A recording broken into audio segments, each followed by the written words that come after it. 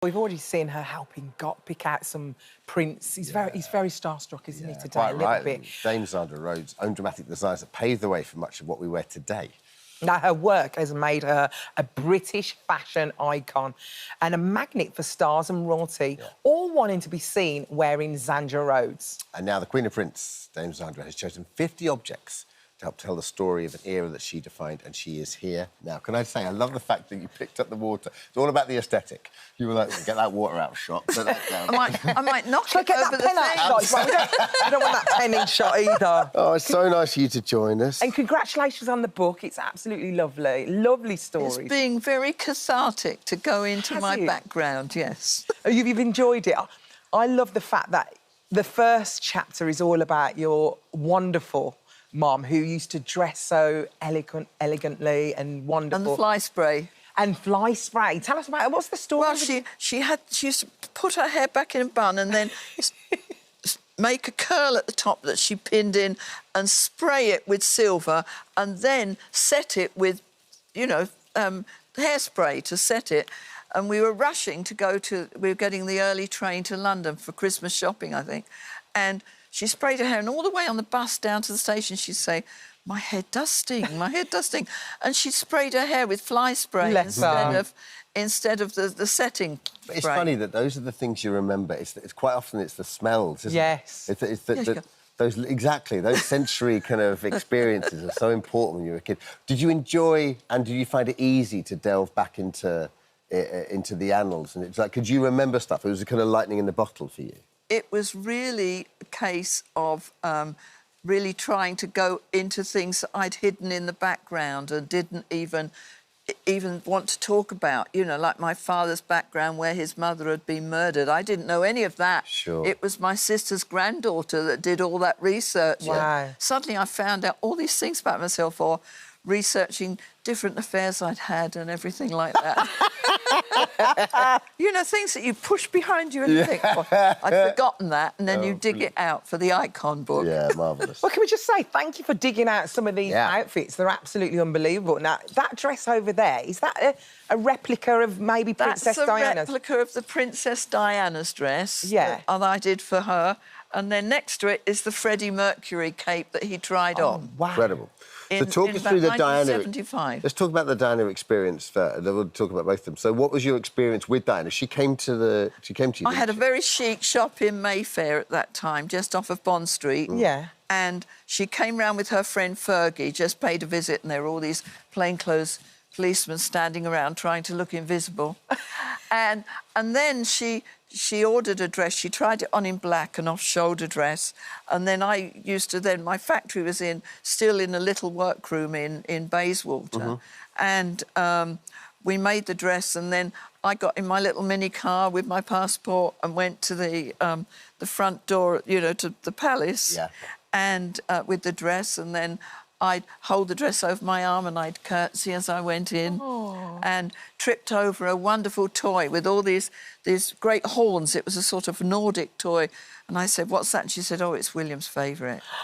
Oh, my God. Sweet. That's so lovely. So did she have that dress in the pink or the black in the end? No. In those days, it was in the pink, and she announced when she was pregnant with that dress. Oh, it's lovely. And what about Freddie Mercury then? Yeah. So he came into the shop. Who did he come in with? Oh, no, I didn't have a shop then. I still had my funny little studio in Bayswater by the tube station, and you went up 3 flights of rickety stairs, and the phone call, I think it was Brian who phoned me up. Yeah. And I said, well, you'll have to come in the evening, because I didn't have a changing room. It was just a big sort of workroom with the machinists down one side and everything. So they came in the evening, and when I put the phone down, I had to say to my people, what do they play? Because at that time I wouldn't have known. They were just starting out, I suppose. I think they were just starting out. So my students who were working for me... Oh, that's great. What a lovely shot. Look, isn't that wonderful, that picture of him? And so that was the actual one. It was a wedding top, and I pulled it off and I said, oh, go in front of the mirror and see how you want to feel in it and everything.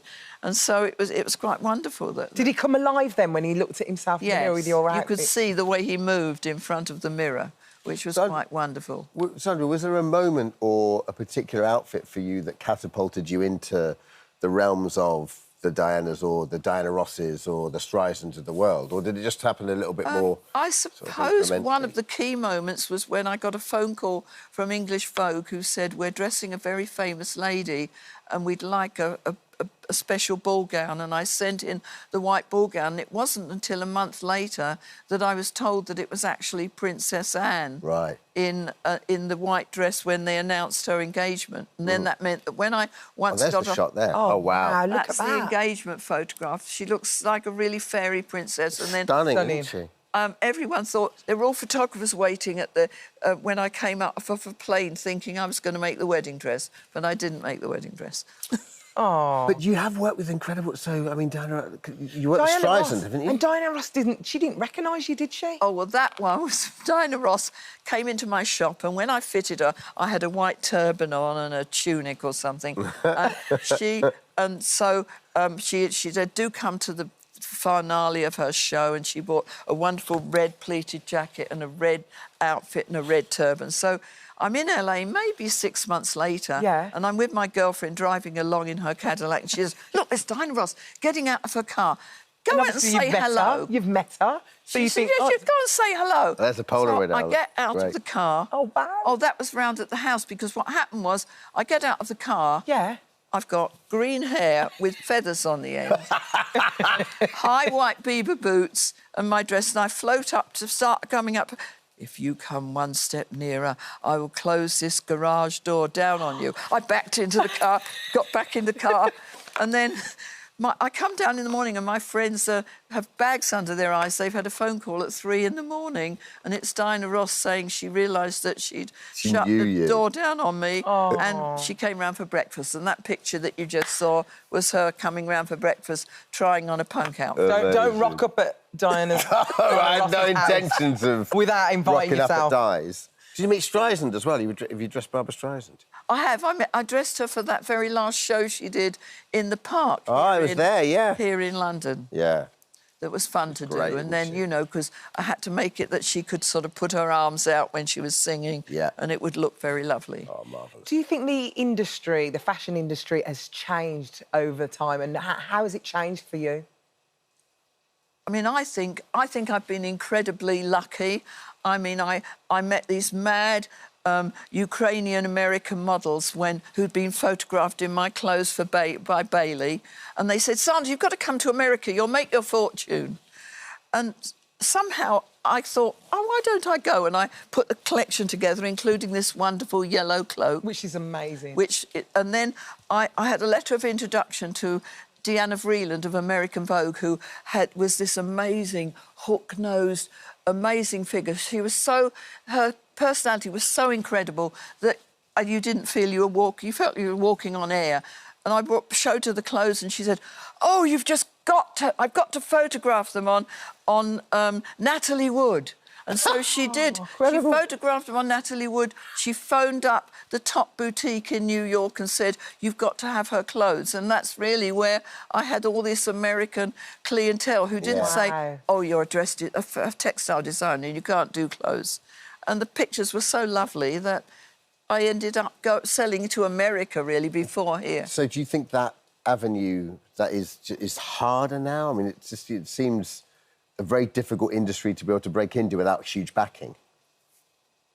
I think it would still be difficult, but I'm sure, like everything, you work out a different way of persistence. And I've always said to students, don't give up. Yeah. If you feel that's what you want to do, look the part that you're selling. Always look the part.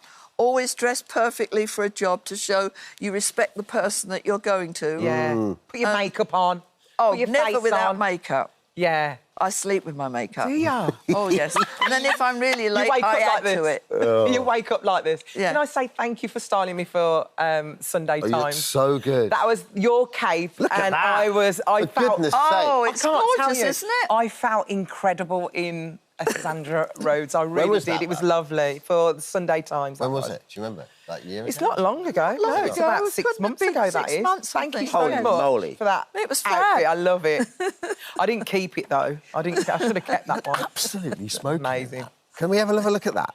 All right, Just all right. take a moment. That's enough. Thank you so much for joining us. Congratulations with the book. Absolutely. There it is. Iconic. Iconic. It's out now. 50 My life objects. 50 objects. 50 objects, yeah. Thank you. You're sticking around as well, aren't you? Oh, yes, I am. I'm thrilled, yes. Like, you know, help out Gok. I'm just going to go through all your little items. Thank you for bringing it all in. Lagerfeld fan, and they're all written about in the book. OK. Brilliant. Thank you so much. Thank you so much for visiting our This Morning YouTube channel. We upload new content every single day, so go ahead and hit that subscribe button, and we'll see you in the morning. Beginning on the cabaret circuit in the mid-'80s to touring as one of the world's and the UK's best-loved comedians, our next guest has had a star-studded career. But today, we're celebrating Julian Clary as a best-selling children's author, as his hugely successful series, The Bolds, marks its 10-year anniversary. Lovely to have you back, Julian. Hello, it's nice to be here. You've done your serious item with the doctor. I'm enjoying watching your serious face. Great watching, isn't it wonderful? Show me my serious face. I don't even know what it is. It's just... My actual resting face is actually quite serious in general. So when I'm out shopping, people are like, oh, she's a bit moody in real life, isn't she? No, there's an undercurrent of hysteria about you, which I'm enjoying. But yes, 10 years of the Bolds. So they've repackaged them and zhuzhed them up a bit. They've been revamped. It's lovely when you do something that has a kind of generational appeal. So now the kids that got into it when they, you know, are now probably young adults, aren't they? I met some. I was at the Hay Book Festival. Yeah. And launching these, and these sort of 22-year-olds were in the queue, with their clutching their books. And So I thought, nice. well, yes, they're obviously onto other things now. Yeah. But that's sort of why who knows where 10 years has gone, but they thought there's a whole new generation of children. A lot of people think there's only one Bolds book. Actually, there are 6, and so if you enjoy one, you can carry on. Could you pick up book 4 and get into it, or would you have to go back to the No, first you book? don't. You can read them all in any order. Yeah, I wanted to make sure about that. Yeah. Because when I was young, I think I liked what were those series of books about a naughty boy? Gone from my head. Anyway, there are 20 of those, so I wanted there to be lots. Just William? Just William, that's right. And you can read those in any order. Yeah. Oh, I like it when it's like that. Well, also, it's kind of books feel more... I know there's, you know, kind of worrying statistics about libraries shutting and also children not being able to afford books, but books feel like they're more accessible now, whether they are or not. Whereas when we were children, the visit to the library was everything, and quite often you wouldn't be able to read things in sequence, would you? You would have to just pick, like, you know, you took what you could get, really. And there wasn't much choice either. Yeah, exactly. When I was a child. So tell us about the Bolds. For people that don't know Bolds, it's a family of hyenas. They're hyenas living as human beings in disguise. This is their secret. So it's a constant battle for them to pass as human beings, but suppressing their animal urges. So hyenas like to mark their territory by rubbing their bottoms on things. Yeah. And they like to scavenge and go down bins. So every now and then they forget themselves, and this happens. But they also are very kind, and they like to help other animals who want to cross over and live as human beings. So their door is always open, and they welcome in. There's a sheep in one story. There's a French poodle. Animals who have ambitions, you know, beyond their station. Yeah. So it's a constant turnover. Which is a lovely kind of subtext of acceptance and you know, tolerance for kids. Well, what I find, because it is, but I didn't start out thinking, oh, I must write a book about tolerance and acceptance. Yeah. It just happened. Whatever's in your mind comes through in the writing. So. And was this modelled on neighbours of yours? That's correct. I've been promoting these books for so long. Can you imagine your neighbours now watching the TV thinking, I wonder if that's modelled on us? Which one? The Butterworths, you know who you are. They're a very hairy family. Really? And we lived at 39 St Mark's Road in Teddington. They lived at 37. No, 35, can't remember. I was looking out my bedroom window and I saw Mr Butterworth take his shirt off, and it was very hairy. Was he? His back, I'm talking about. Needed a good wax. Well, some people like that sort of thing. Her suit. Mrs Butterworth probably liked a hairy back. Brilliant. And so in my 8-year-old mind, I made up this story about they're wild animals. I'm the only one that knows. And so I went back to that when someone said, write children's books. So good. So did you have the ideas worked out before, like as an 8-year-old, were you planning stories, or was it, or... It was just a daydream as an 8-year-old. Yeah. And no, they're very plot-driven, the Bolds books. All sorts of things happened, which is the way I wanted it, because I used to read Rupert the Bear, Yeah, who was always, you know, plucked off the ground by an eagle and taken off to China, then got home in time for tea. So I wanted my books to have that sort of imperative. What I love about your story as well is that, you know, you said you could have been from quite a serious household. Your mother was a probation officer, your father was a policeman, and yet you grew up with laughter all around you. Yes, it sounds like something it wasn't. You have to laugh, you know. And we did have a laugh. My mother's watching, if you'd like to say hello. Hello, Mum. Hello, Brenda. Hello, Brenda. Lovely to see you. Brenda, my mum was a probation officer as well, so... Oh, was she? Yeah. And you laugh a lot. And she was married to a police officer. No! Literally, when I was reading, I was like, oh, that's so weird. Parallel lives. Parallel. Yes. Weird. And we do panto. Anyway, carry on. So, yes, we just like to laugh. And whatever happened to me during the day at school or on the bus, you think, well, that's a good story. That'll make everyone laugh. So there's parallels to your own childhood, then, in these books? The Bolds are basically the Claries, yes. Except we're not hyenas, as far as I know. Literally. And you're going back on tour, aren't you? This Yes. tour is taking over. Well, it went so well, and we finished a few weeks ago. I thought, oh, that's the end of that. Then my agent phones up and says, we've found some places you haven't yet been. So, and some places that sold out really quickly we're going back to. So is it the same show, or you've revamped the show? Well, I'll see nearer the time. I think some bits might have, you know, be past their sell-by, but the basic concept of me in a Western putting on the magnificent 7 inches is good to go still. I think it will amuse people. The titles of your shows... They're brilliant. Kill me. Was it Position Vacant, Apply Within? Yes. Yeah, that's my favourite. Well, this is A Fistful of Clary. The Fistful of Clary. But the play within the play, the thing where I get the men out the audience. That's totally improvised, isn't it? Well, yes. I can't believe you even have the guts to do that. On that tour I've just done, there was a period of about 2 weeks where every night I would pick a lorry driver out the audience. Stop it. How does that work? Yeah. You know, psychically, I honed in on available lorry drivers, and they're such good fun. And what's this thing about handbags you keep doing on the show? You actually rifle through people's handbags? I used to, but I feel it may be an invasion of women's spaces these days. Say that. I haven't even edited this bag. This is actually my true bag. It's actually quite heavy. God, it's really heavy today. It's really heavy. I've It's got the iPad. I've been encouraged to go down your handbag by the research. You could really hurt someone with this. It's not what you call a glamorous... Yeah, but you know whose bag it is because it's got AH on it. AH on it. Oh, right, that's good. The army snap. So, That's my makeup bag. Dirty mare. It really is quite good. I'm so embarrassed. I don't know. The trouble is It's a with broken mirror. television, love nothing that is mirror. what it seems, is it? What have you got? That's not... Look, I bought these cards. I mean, I'm not even getting paid it's for this. you. But they've got my own, like... Say, I've seen those. Do you know what it is? Like, you Why never... do you buy those? Because there's always a birthday around. Yeah, but you said... I see someone having a birthday and I think, oh, well, I'll give them a card because it looks like I've made an effort. What, with you on it? Yeah, I mean, how cool is that to have... Oh, yeah, obviously, time of the month. There's lots of... something for every occasion in here. There's a lot of stuff in there, isn't there? And a plug. There's a plug.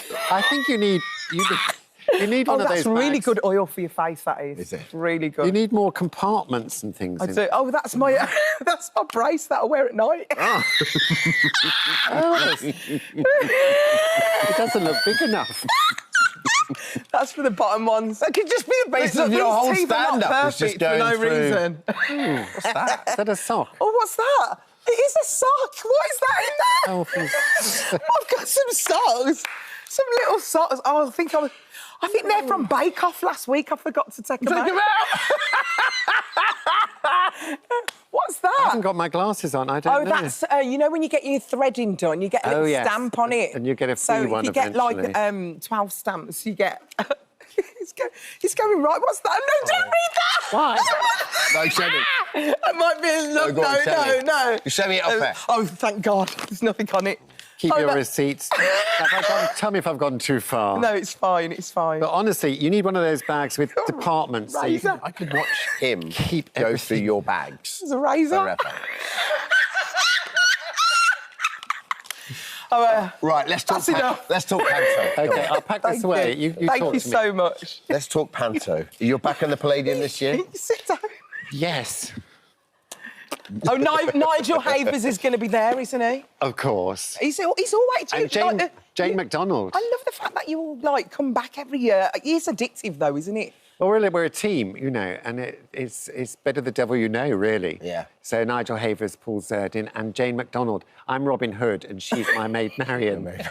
So there'll be lots of cruising references, I expect. Oh, my God. Do you write it as well, Julian? Do you, I write my bits, Do you? Yeah. yes. And the costumes are phenomenal, aren't they? Hugh Durrant makes the costumes, designs the costumes, and they are, you know, each year more outrageous. Well, Robin Hood isn't quite... It's not actually that over the top. I bet yours is going to be really over the top, isn't And it? I don't look good in green, so it's a worry. We're going to have to... Yeah, what are you going to do? I don't know. I'll leave it to the creative people. Do you love it every year? Like, would you... I do love it. You know, it's... I'm lucky as well. I appreciate my luck in being at the Palladium. This is the 9th year, and with that budget and with my friends and making people laugh.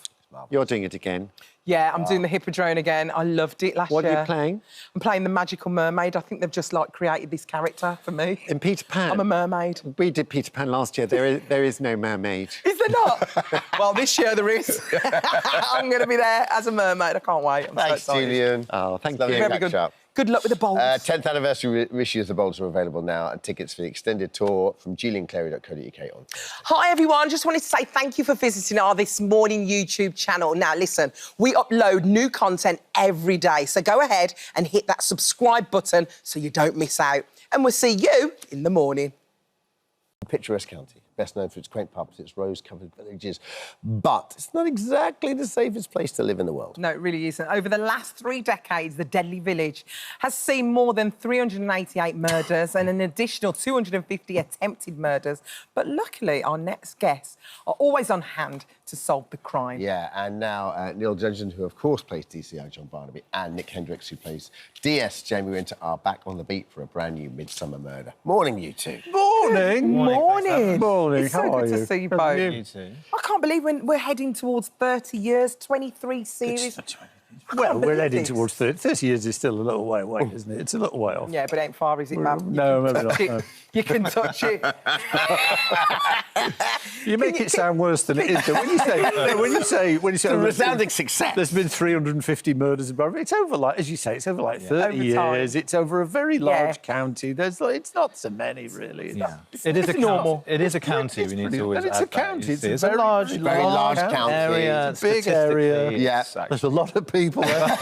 You never hear about all the people who don't get killed, do you? They make a big fuss about it. They're fine. Yeah.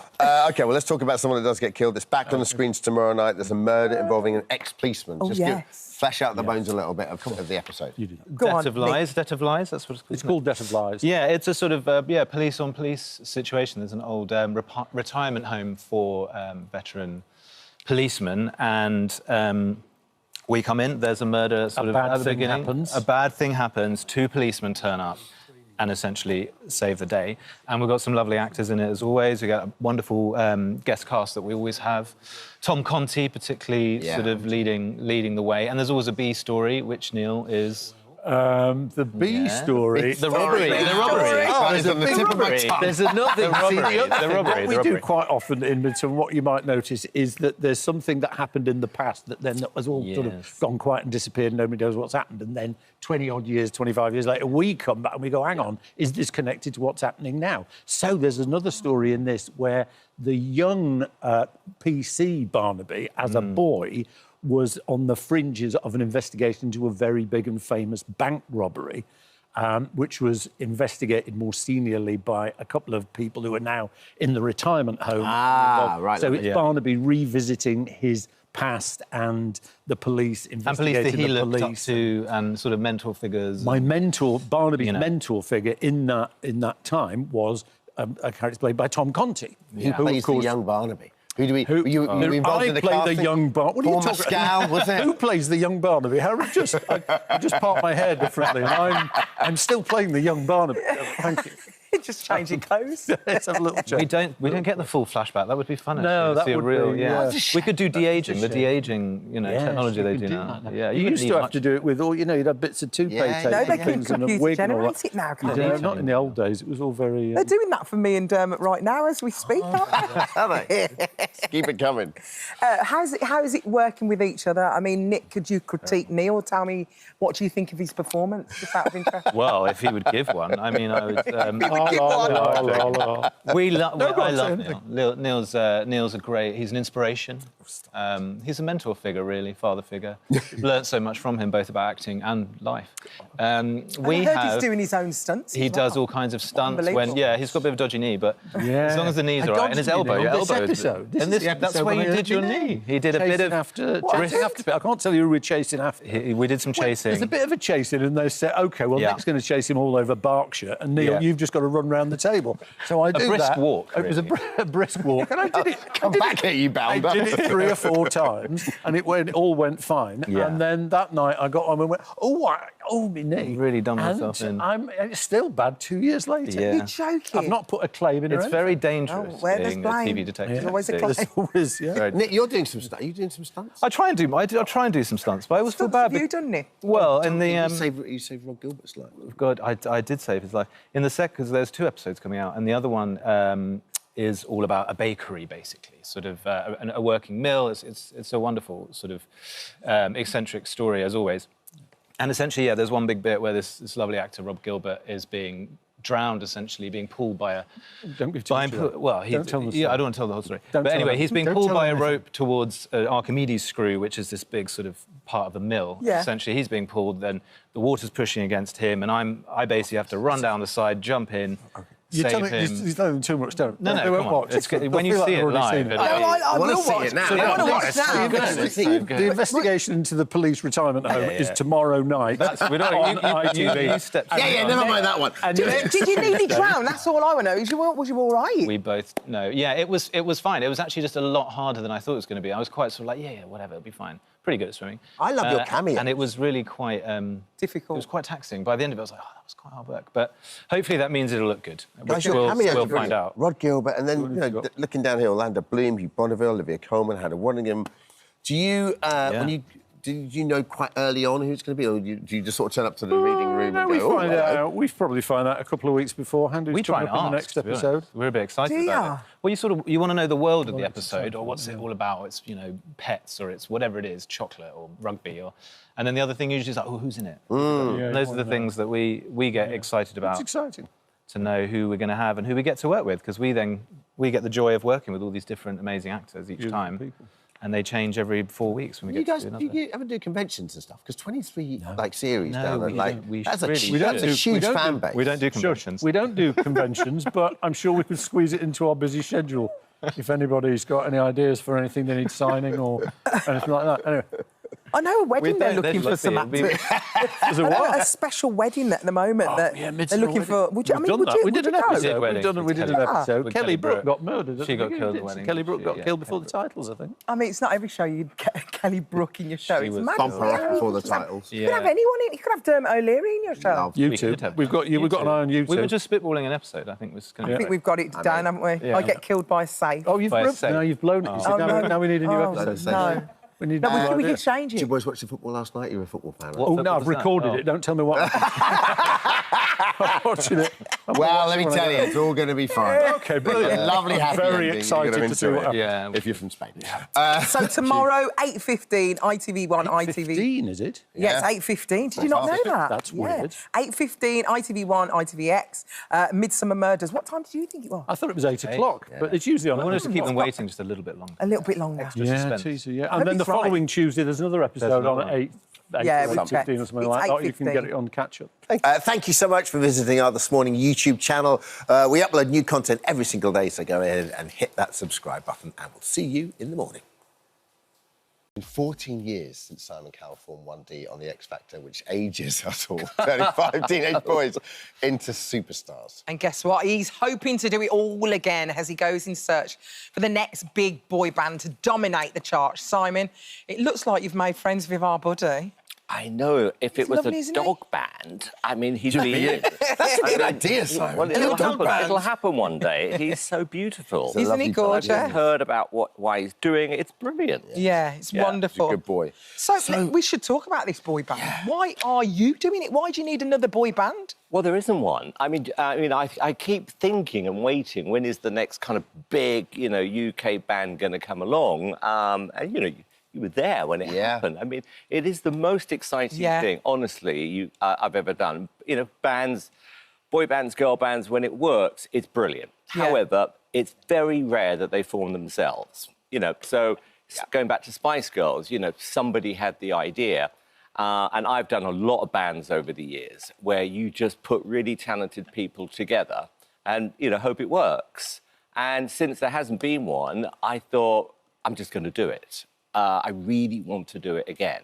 But I've done it in a very different way, which is we just don't know who's going to turn up until it happens. So you're just rocking up to a city. Yep. And whoever turns up is who you see. It was like sending out a party invitation and not having a clue if anyone's going to turn up. So, you know, I kind of, you know, mentally went, OK, you know what?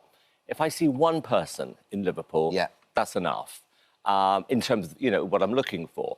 And we saw about 250 people over 2 days, which, you know, is a lot of people. A lot. And we managed to see everyone. And what's the format? Do they just come and sing and that's it? It's quick. I mean, they are literally in, out, in, out, in, out. And they just sing one song? Yeah. Has to be, because on X Factor, we'd probably get through 30 if we were lucky a day. If we were lucky, yeah. You know? Yeah. So we're seeing probably double that. And, you know, we had to, in the end, because we had so many people at one point, because they were just coming through, because we just said turn up whenever you want. So I mean, that morning, I'm calling everyone saying, what's it like? And they went, oh, it's quiet to begin with. I'm like, oh, God. And then suddenly I started getting some messages through somebody who was with me saying, get here quick, exclamation mark. And I thought, that's a good sign. And then I got another one. And then it was just the minute you find that first person who you think is the person you're looking for, I mean, you know what it's like. Yeah. It's the best feeling in the world. I mean, it's one thing to find the talent, but it's another thing for that talent to get on with each other. How are you going to ensure that they get on? Well, you know, I'm doing something in the middle stages because this isn't like a format as such, you know. Yeah. There is no... I mean, there was a beginning, obviously. I have no idea where this is going to end because until we find the band, you know, that's sort of it. But there is something I'm going to do in the middle with all of them I've never done before, which I'll tell you about later. I think you're going to put them in a house together or something so they live together.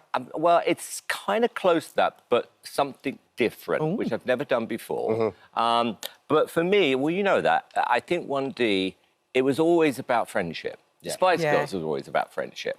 And also the determination, you know, to be successful. And, you know, what was so interesting, what was happening on the day was how they were making friends. Because a lot of these kids, they haven't got out of their house, you know, to ever sing before. You know, they're like singing, you know, in their bedrooms. So suddenly it's like, oh, my God, there's people around me, what do I do? And they were making friends, and it was just...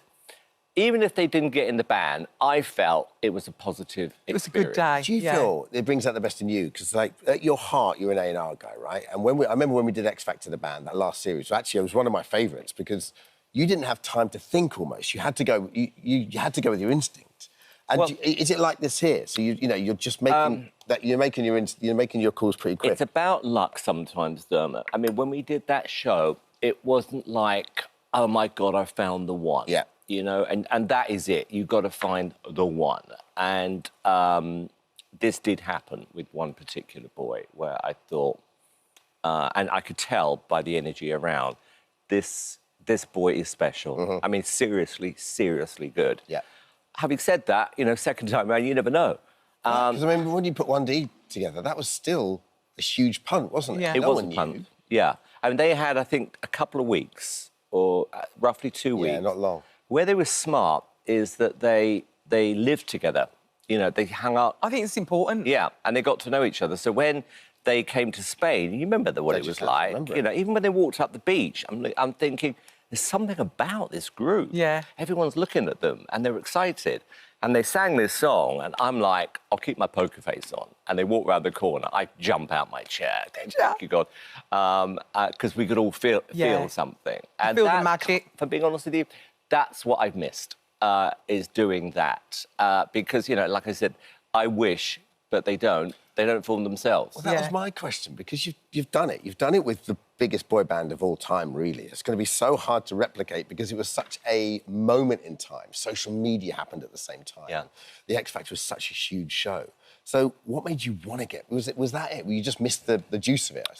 If I thought that they were dated now or the records felt dated, Yeah. you know, that would be a different conversation. But a couple of years ago, Eric, my son, he came in because he's always trying to find me new records. Is So he?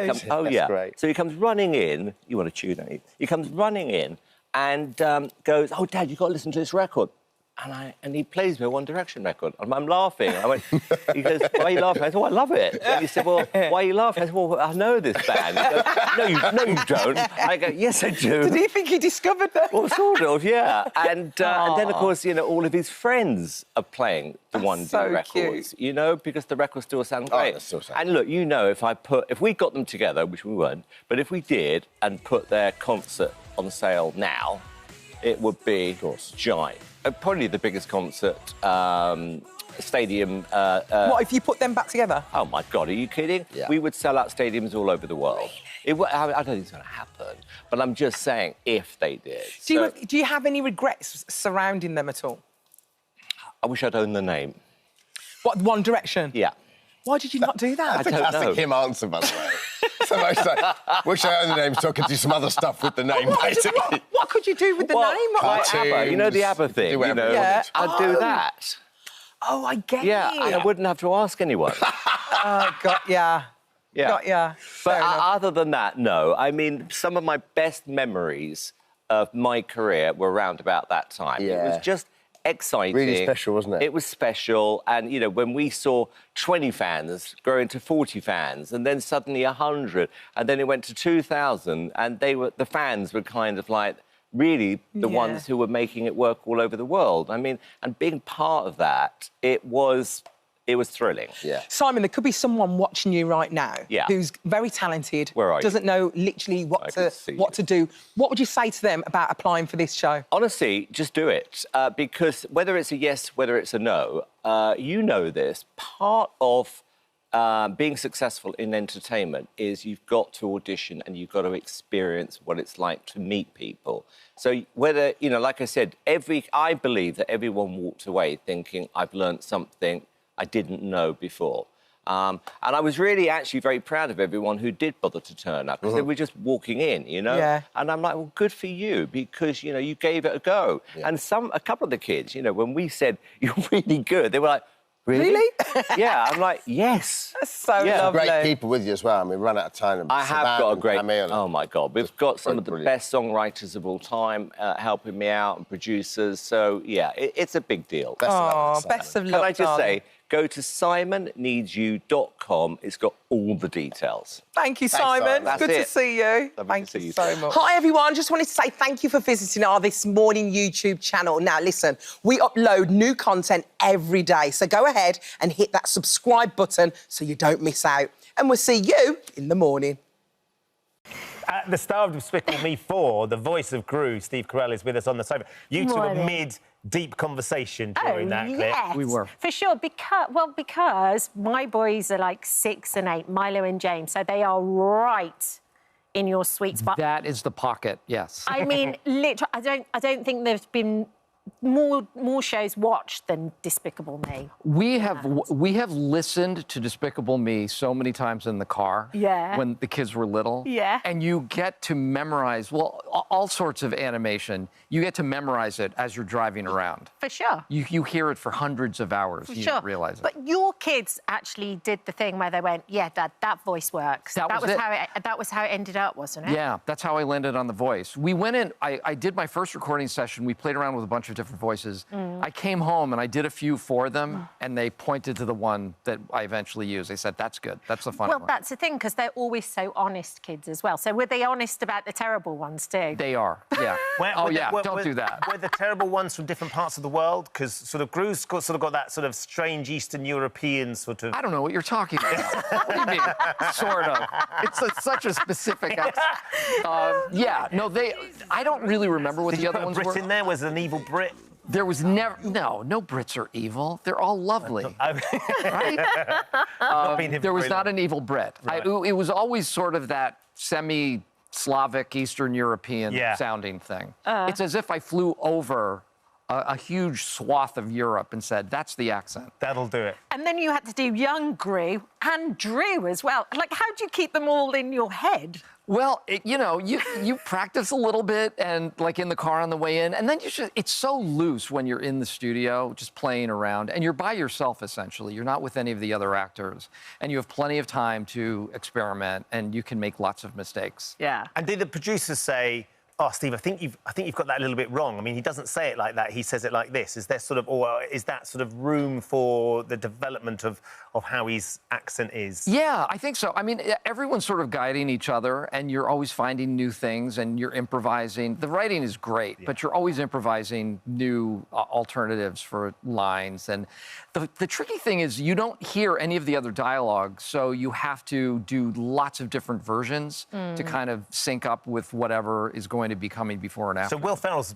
the sort of star of this one as well. Oh, Will Ferrell. I mean, what a stinker he is. I can't believe they allowed him. I mean, who invited... Do you know, he was on... I watched him on a TV show in America the other day, and he was saying you begged him to come and do that. I did kind of beg him to do it. Did you beg him? Hands and knees? Well, I threw... Yeah, I'll just say that. I threw it out there after the last one. You know, someone asked, who would be your perfect next villain? And I threw Will out as a potential choice. I didn't even ask him about it. I just kind of manifested it. Yeah, I did, exactly. Yes. So, and he did it. He jumped at the chance. But you're not opposite each other in the booth. You don't play against each other. So you really... Did they play a little bit of what Will's doing with the character so you bounce off it? None of it. And I didn't even know what he sounded like until I saw it. You didn't know he was going to be Zut alors, magnifique, le grand fromage? I had no idea. I did not recognize his voice. I knew it was him, but I thought, is that him? Because it did not sound like him. But the weirdest thing of all is Gru was supposed to be, like, the greatest villain in the world and has now turned into this, like, lovable family guy rogue. Yeah.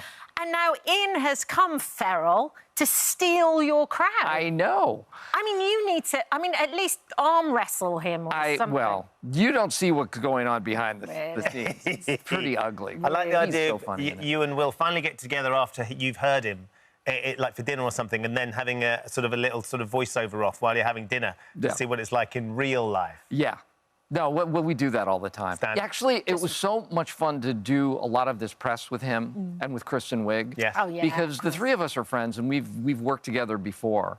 But to get together and just have to be silly for a bunch of days in a row was such a... Because, of course, when you're together, usually you're not being silly. No. Never. Exactly. I never It's such an anomaly. One of the things that has been extraordinary about the Despicable Me franchise as it is now is the impact that that's had. And you will see, undoubtedly, Steve, Halloween, people getting dressed up as Despicable Me characters. Yeah.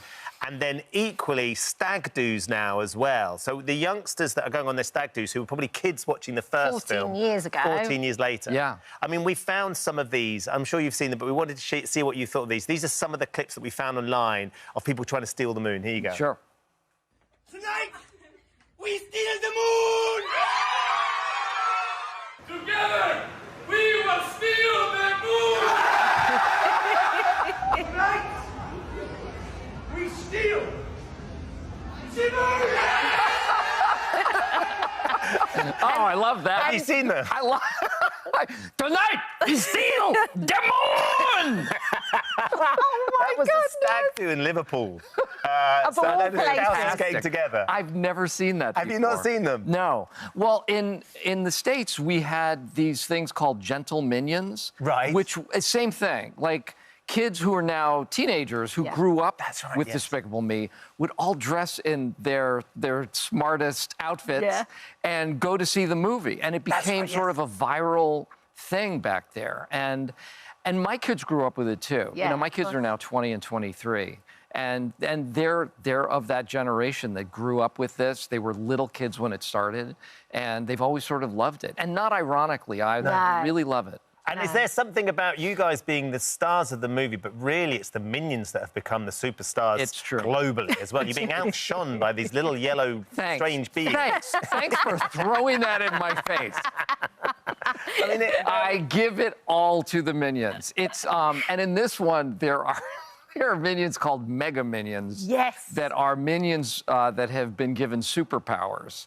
And it just goes to show that no matter how powerful a minion is, they're still minions, and they're going to screw things up. Yeah. Did you ever think, when you first read the script, how successful it would be? Because it's everything that comes with it after. It's like the games and the rides and the adventure parks. Yeah. And did you ever think, oh, this is for sure? Well, of course not. I mean, we thought it would be good. Yeah. And I was really proud of that first movie, too, because it wasn't condescending for kids. Brilliant. It was sort of edgy. It was a little scary. Yeah. But just enough. Yeah. And I like that. I like that there was a little subversiveness to it. But this sort of global phenomenon, no idea. I mean, it's lovely to be a part of something like this. And it just exists and it's going to keep existing, which is so exciting. Yeah, we can't have you here, Steve, without talking about the morning show, which a lot of our viewers will have fallen in love with. Your character was quite extraordinary. TV personality, gave you a little insight into doing a daily live TV show, which is our life, of course. I wonder how you reflect on the impact of the morning show and what that's been like. It was interesting because, you know, and I've done morning talk shows in the States as well. And what was striking to me about doing that show was the set that they built felt absolutely realistic and authentic. Yes. Like right down to the way they cabled the wires into the control room. And it was, the set was like a freestanding control room. Everything was like right there together. And so it could be used as when they do sort of one shot that follow people into different rooms. So that was striking. And I think the authenticity of the writing too, they had really done their research. Yeah. And they had a good bead on who these characters might be. And the stories as well, of course. Yeah. Never a dull moment in live daily TV. And they kind of push the boundaries too, in terms of the storylines and did it give you a bit more of an insight into sort of what life is like when you're doing the interviewing and having to do all that sort of stuff? I have such respect for you. That's what I'm getting at. I don't know how you do it. No, He didn't until you mentioned the Minions and I mentioned Will Ferrell. Tell us how great we are. Thank you. Let's just get to that. Finally, we got there, Steve. That's what we're looking for. Thank you. Thank you so much for coming in. My pleasure. Will you please make loads more? Because I just want to keep watching them forever. I would love to. Yeah. We'll see. Great stuff. Thank you. Thank you. Thank you for visiting our This Morning YouTube channel. We upload new content every day, so go ahead and hit that subscribe button so you don't miss out. And we'll see you in the morning.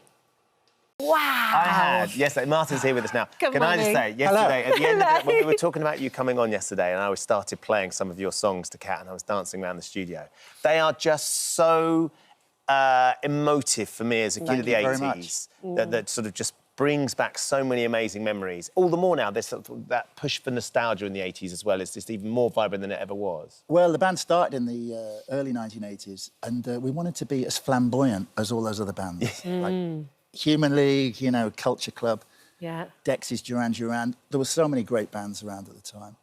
But we always wanted to make music that people could dance to. But through the tears. Yeah. Well, that was so much of it back then was also the look. We had Martin Kempin not too long ago. Yeah. And he was talking about it and saying that it was like seeing the world in Technicolor. Yes. That was what he said, wasn't it? Absolutely. It was like this moment where it was kind of fashion met the Limelight Club, and everybody wanted to have a real kind of image to go through. Was that something you deliberately cultivated? I always thought the British film industry had shrunk, but there were always these very charismatic characters. If you went to a nightclub in the early 80s. So when you look at Boy George or Annie Lennox or George Michael, these are stars, you know. And everybody went into pop music. And I remember, you know, you'd jump on a plane to New York and it'd be full of English pop stars, British pop stars going out to the States to conquer America. You know, it was a big kind of combination of things, And we'd had the 70s where people had leather trousers and rock and roll. We were the 80s. We were kind of, like you say, bringing up, you know, everything into the bag, you know, from cinema, from all those jumble sales we used to go to, the clothes and colour experience. And Martin's mum used to make his own clothes as well. It was all homemade. Maybe not now, but Martin's mum didn't put zip in the trousers though, so you couldn't go to the loo. Did Is that the secret of his success? Yeah. That's why he hopped around stage so lively. You're going on tour, and you've got this extraordinary. Oh, it's Lexicon of Life. I'm going to try and hold this up because it's enormous, and then I'm going to open it. I can't lift it. It's too heavy It's for me. enormous. And it's not just an autobiography. No. It's way more than that. You've got... To explain what's in here, Well, Martin. I was asked to write a book, so I started writing about my life story, a lot of my adventures through 40 years in pop music. And then I started recording some new songs with acoustic guitars and piano. But with the book, if I can show you, I wanted it to be dressed like me in gold Savile Row fabric. I have a tuxedo like that. Pick it up, pick it up. Ladies and gentlemen. And also, Andy Richardson, the guy that was putting the book together for me, said it would be great for the fans to have a facsimile of the old lyric book, because I'm a lyricist and a songwriter. Yeah. And songs never emerge in whole, you know. You kind of rewrite them about 20 times. And in this book you get The Look of Love and Poison Arrow and all the lyrics and stuff like that. Yeah. Like a printed Because you version. actually saw Kurt Cobain's book and you were like, I want to do something creative with it. Kurt Cobain, I love Nirvana, even though we were from the 80s. I mean, you played the Look of Love video earlier. Yeah. I thought to myself, when Nirvana came through, Kurt Cobain would never wear a straw bow tie and a candy stripe blazer. But it was kind of interesting, Kurt Cobain's book, where you went inside his mind and, you know, how he put his music together. So, I mean, songwriting's such a kind of... You and Andy Warhol. Oh, yeah. Amazing. He was a young man. I mean, can you see it? I mean, the people you met, the experiences you had. David Bowie for Look of Love. You just mentioned Look of Love. We were in a studio, Tony Visconti's studio in Dean Street. Yeah, we had one hit record, I think, Poison Arrow. Yeah. We go in to record The Look of Love, and Tony Visconti produced all the David Bowie records. Yeah. And David Bowie was around the corner and he came to visit his friend. So, you know, for a fledgling band from the Dole Queue in Sheffield to be there and look over your shoulder and there's the great man himself. But what was cool was he stuck around. He liked the vibe and the atmosphere in the studio and made a few suggestions. Did he? And we all tried to be as well-behaved as we possibly could. And Look of Love Look of Love became this huge hit globally as well, across the Atlantic. I mean, that was massive. And Japan, too. All these years on, it is lovely to get on the stage and to be able to perform your hits, you know. Yeah. And Look of Love, it was a very big international hit for us, so, yeah. The crowd get to sing the lyrics and I'm very thankful for that, yeah. And you're doing an intimate evening with... Now, you did the orchestra, of course, which was like a big kind of production. Yeah. And now you're kind of scaling back with the release of the autobiography as well. And it's very intimate.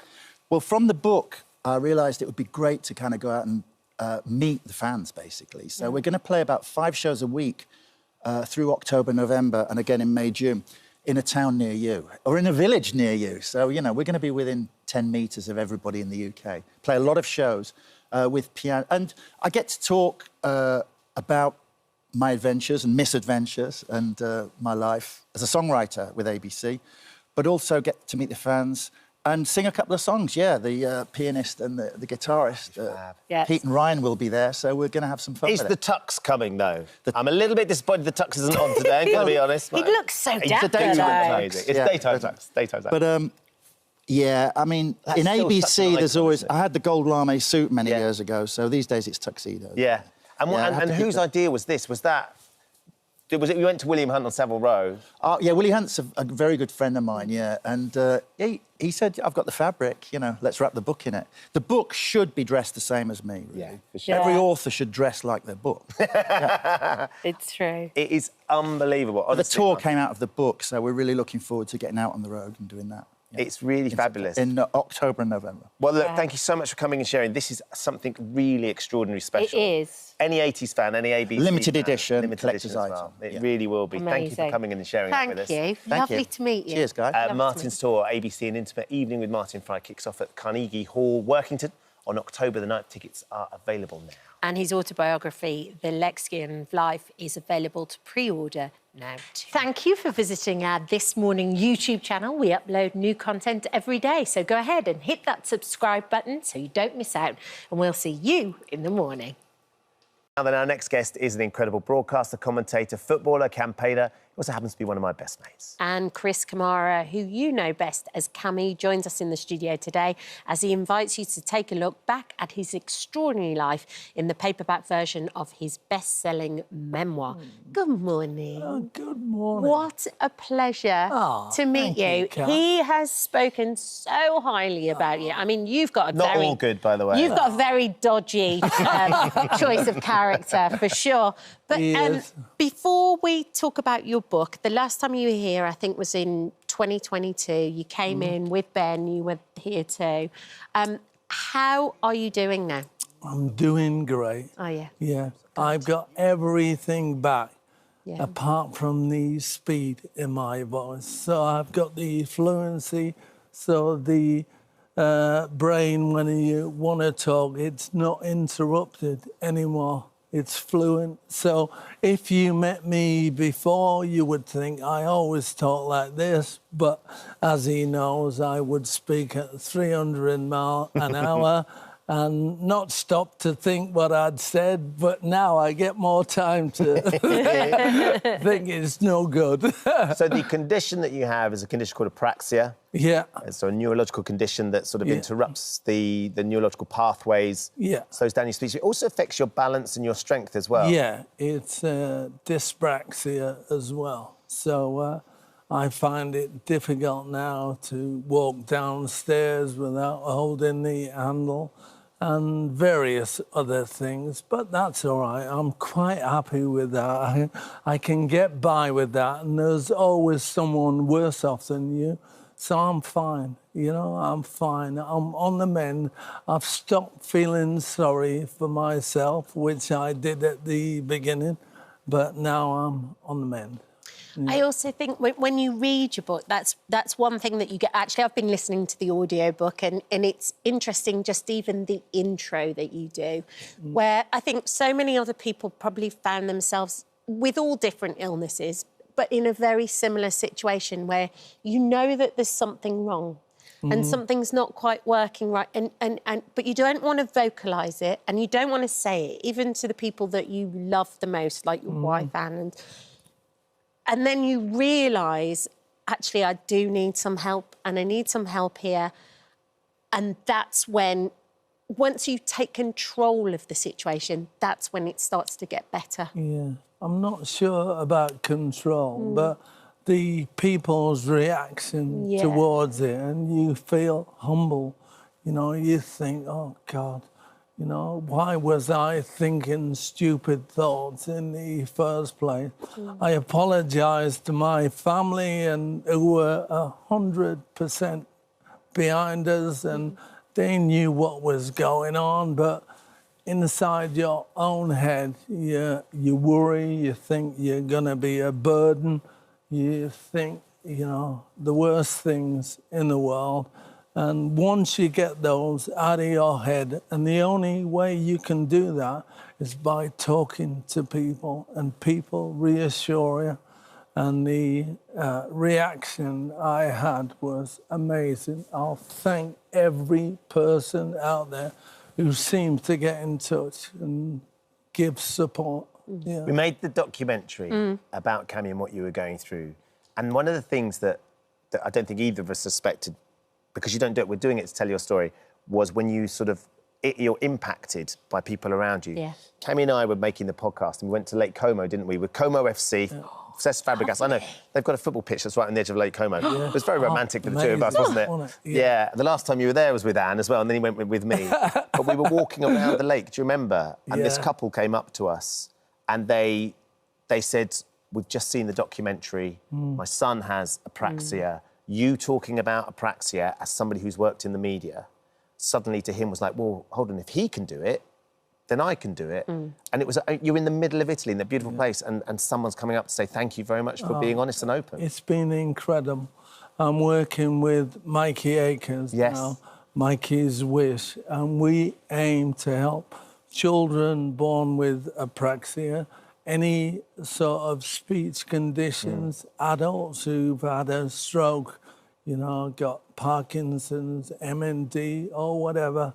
we aim to help them. We need the government support. Yes. Sure. And hopefully we'll get it and then we'll push on. Yeah. One of the interesting things about reading the book, and obviously not knowing you personally in the way that you do, but you've had such an amazing life, like so varied. It's quite like the Navy, a footballer, a football manager, two albums. Two albums. So how did you choose the stories for the book, and what story stands out for you? What did you really enjoy writing in here? Well, my memory is so poor.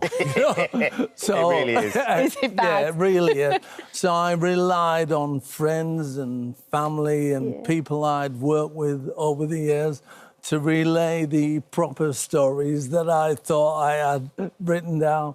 But no, it's been great. Colin Young, John Woodhouse, who helped me write it, were amazing and did all their research. Incredibly patient as well, Kat, by the way. Absolutely. Really? The hardback was out last Christmas and today is the paperback. And it's been named Sports Autobiography of the Year, no less, up amongst some very sort of hallowed competition too. I'd like to, once again, to thank everyone out there who bought the book at Christmas and made it Autobiography of the Year. You were there. I was. You went on the stage with me and he spoke better and eloquently than I could ever dream of. It was lovely. The lovely thing was Anne was there, Cammie's wife, his long-suffering wife. And I do love... Just tell that Channing Tatum story, Cammie, because I think... because when you met Channing Tatum... This is classic Cammie, by the way. So I did Chatty Man with Alan Carr. So I go in and there's Ollie Murs, Russell Howard, two Danny Dyers, Lily Allen. Yeah, Lily Allen, and this American fella. Oh, Martin Compson and Vicky McClure. Yeah. So I go down the list and I'm last on. How's that? You know, I'm thinking, how am I last on?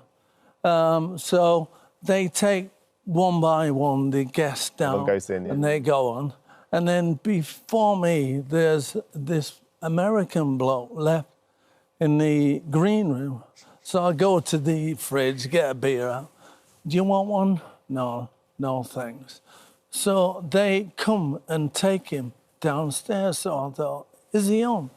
Anyway, goes through the doors, gets a 5-minute standing ovation. I've got no idea who he is and what he is. So I phoned down straight away. I said, do you know Channing Tatum? She went, of course I do. Big fan. Said, typical you. If it's not on Sky Sports, you've got no idea. I don't know if Magic Mike was, if he was the audience. That's why you say that. You never know. So absolutely. So she says, Eve, my daughter-in-law, loves him. So if you can, get a picture with him. So I'm thinking, how am I going to do that now? Anyway, I get taken down and I've watched him gyrating and dancing Alan Carr's doing it alongside him. So, yeah, so it's great. So he comes off and I said, can I have a picture? And he goes, yeah, of course I can.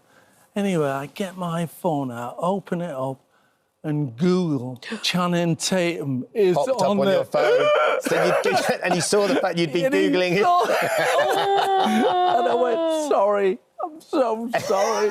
I don't know who you are, but my wife loves you. Not even my daughter-in-law have done it. So we get a photo like that, and he's gone like that, right? So apparently it's an American greeting. Right, rather than anything else. Yeah. So, yeah. So. But you got a picture for Anne and for Eve, more importantly. Absolutely. And Channing Tatum certainly knows who Cammie is. So I saw Channing's girlfriend, the singer. Right. Yeah. Name her? He was married to Jenna Dewan Tatum. No. Oh, Zoe Kravitz now, isn't it? No, not that. A singer. Come on, somebody. Well, loads of singers. Katy Perry. Yeah. No. No, anyway. that's Orlando Bloom. I've got no idea. I'm just naming singers now. No. Anyone in our ears? Yeah. They're searching it. It was Jenna Dewan and then I think Zoe Kravitz. Zoe Kravitz, not Zoe, Lenny Kravitz's daughter. No, I know her, but I can't remember her name. Anyway, I'm at the Champions League final. Okay. Spurs versus Liverpool. Yeah. Madrid. So... Jessie J? Jessie J. Lovely Jessie, of course it's Jessie. Her dad's a Spurs fan, so we're at the cup final in Madrid over there, and she went, "Oh, he would have hated that."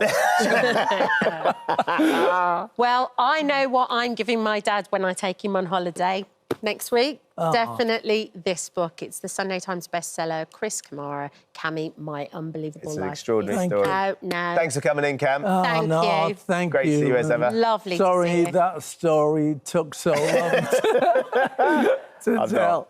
No, it's Keep brilliant. cheering for England. We're going to do it, aren't we? Yeah. Oh, we are. They're plotting, Fingers the two crossed. of them. It's written. It's Hello. written. Thank you for visiting our This Morning YouTube channel. We upload tons of new content every single day. So hit the subscribe button, like all the videos, and don't miss out. We'll see you in the morning. Our next guest meets dozens of entrepreneurs in the Dragon's Den, but today Sarah Davies is here to help you launch your own successful business. Yeah, figures show that 1 in 3 people dream of starting their own business. So you're here to try and help some of our viewers who want to get started. Yes. I mean, how long ago was it when you first created your business? Do you know, it'll be 19 years this October. And I started mine when I was still at university. So it was, I guess, side hustle. It's normally a side hustle if you're doing it while you're working, but I was literally studying full time. And if you'd have thought back to 19 years ago, thinking, goodness me, this is where I'm going to be in 19 years' time, that, I mean, I imagine it would have made sense, yeah. I never would have dreamed I'd be where I was. But I could always say that, even just a few years ahead, someone would say, where are you trying to get in a few years? And I just think, do you know what? Take each day as it comes, have big dreams, big aspirations, but just manage every step along the way. I mean, at the time, you were just 23 as well, weren't you, when you started? 21. Oh, my. I mean, how did you do it? And are there any mistakes that you made along the way that, in hindsight, now you turn around and go, actually, I would have done that differently? Yes, there are. However, had I not made those mistakes, I wouldn't be the person that I am. They always say you learn so much more from your mistakes than from your successes. So I think had I not been on the journey I'd been, then I wouldn't be the entrepreneur I am. And the greatest entrepreneurs, I mean, I've read a lot of autobiographies of a lot of big entrepreneurs, it's their big failures that really define who they are. And teach you things. And teach you things. Yeah. And what I try and do a lot of is kind of inspire and mentor other people so that they can learn from my mistakes. I had to experience them to learn from them myself, but I think by sharing them and being open and talking about them, other people can hopefully learn from your mistakes. They'll go on and make their own mistakes, but it'll be different mistakes to the ones I've made. And then you've got a new role as well, haven't you, with Avon, which is exactly about that, about trying to open the doors for women who want to set up their new businesses and empowering them. They've called me the Chief Inspiration Officer, which is brilliant because, you know, I work with tens of thousands of Avon reps now, all about how to turn their side hustle into a serious business. I mean, we have women earning 6-figure salaries from what people perceive as just a side hustle. And my job is to, do you know, 9 times out of 10, give them the confidence. Yes. As women, we don't think we can do it. We don't believe in ourselves. And my job is to empower them, make them believe they can do this, and then give them the tools and tips and techniques. And I do monthly mentoring sessions with them. I talk to them about the mistakes I've made, the things I've learned along the way, and how can they be the best version of themselves and have a really successful business. You know, that's the key. I think that's one of the things when you say, you know, you've got to make the mistakes. I think so often we're so nervous or frightened to make mistakes that you end up not doing Not doing anything. That's the worst thing you can do is do nothing. Yeah. I think you've got to take that leap of faith. And I'm a really outwardly confident person, but still suffer from imposter syndrome, always having the self-doubt and everything like that. But every time I've achieved something big in my life, it's because I've gone outside my comfort zone and I've really pushed on to try something different. Well, you've got lots of tips for us this morning. So the first one you say is to set up a business plan. OK, so you know what they say? To fail to plan is to plan to fail. Yes. If you don't have a plan of where you're going, How can you work out how you're doing against the plan? Have you actually achieved anything you set out to achieve? It doesn't have to be a formal business plan, but write down your goals and your objectives. This is what I tell my reps all the time. Write down your goals and objectives. Where do you want to be in 6 months, in 12 months' time? And then you can measure yourself. And best of all, be accountable. Find somebody you can be accountable to, even if it's just your friends, or writing them and sticking them on the fridge. You're more likely to do it if you're accountable to someone. You say, do your research. That's important. Yeah, it's not about what you want. You know, people think, oh, I've got a lovely idea for starting a business. But if it's only you that likes that, you've got to look at who is the target customer. Did they really want this? And do that research. Even if it's just asking around your friends, do some focus groups. What about social media? It's massive. Yeah. Businesses it's a make or break on social media. Yeah. And what I always say to people is, if you're starting your own business, go and shout about it on social media, but ask your friends and family to support you. You know, the way all the social media algorithms work is the more shares and likes that you get, you know, then Meta will think you're really interesting. So even if it's just asking your mum to ask her friends, can you like me posts or comment on them? That'll really help with your engagement. Build up that community. Engagement is everything these days, isn't it? You mentioned this already. What started as a sort of a side hustle for you has become your life and your business. Yeah. But side hustles are brilliant ways of creating a little bit of extra income. Yeah, I'm all about de-risking, right? And if you're thinking, oh, I should maybe start my own business, I'm gonna throw in the towel at work, I'm gonna hand my notice in and we're gonna go full throttle, right? Well, what's paying for the mortgage? Right? Whereas I always say, and because I've had a background in crafting, I see so many women, women especially, but women and men, who will start a little crafting hobby, start doing the craft fairs, maybe start a little, you know, Facebook marketplace, selling their wares. What starts off as a side hustle, all of a sudden that could become big enough that you can say, actually, there's demand here. If I give up my job, this is the income that I lose. However, I gain 40, 50 hours a week, and I can see in 20 hours a week I'm earning this, and I can scale this up to here. That way, you are not de-risking. You are totally de-risking yourselves, and you're not running into, how am I going to make my mortgage otherwise payment? you make the wrong decisions about things. I know you've got loads more advice for us, Sarah. So you're going to stay with us this morning. You're going to be answering our viewers' questions I as am well. indeed. We've had some brilliant questions in just this morning, so I can't wait to get in and give people real life advice. Thanks, Sarah. Great to have you here, and we're going to do that phone in a little bit later. Thank you for visiting our This Morning YouTube channel. We upload new content every day, so go ahead and hit that subscribe button so you don't miss out, and we'll see you in the morning.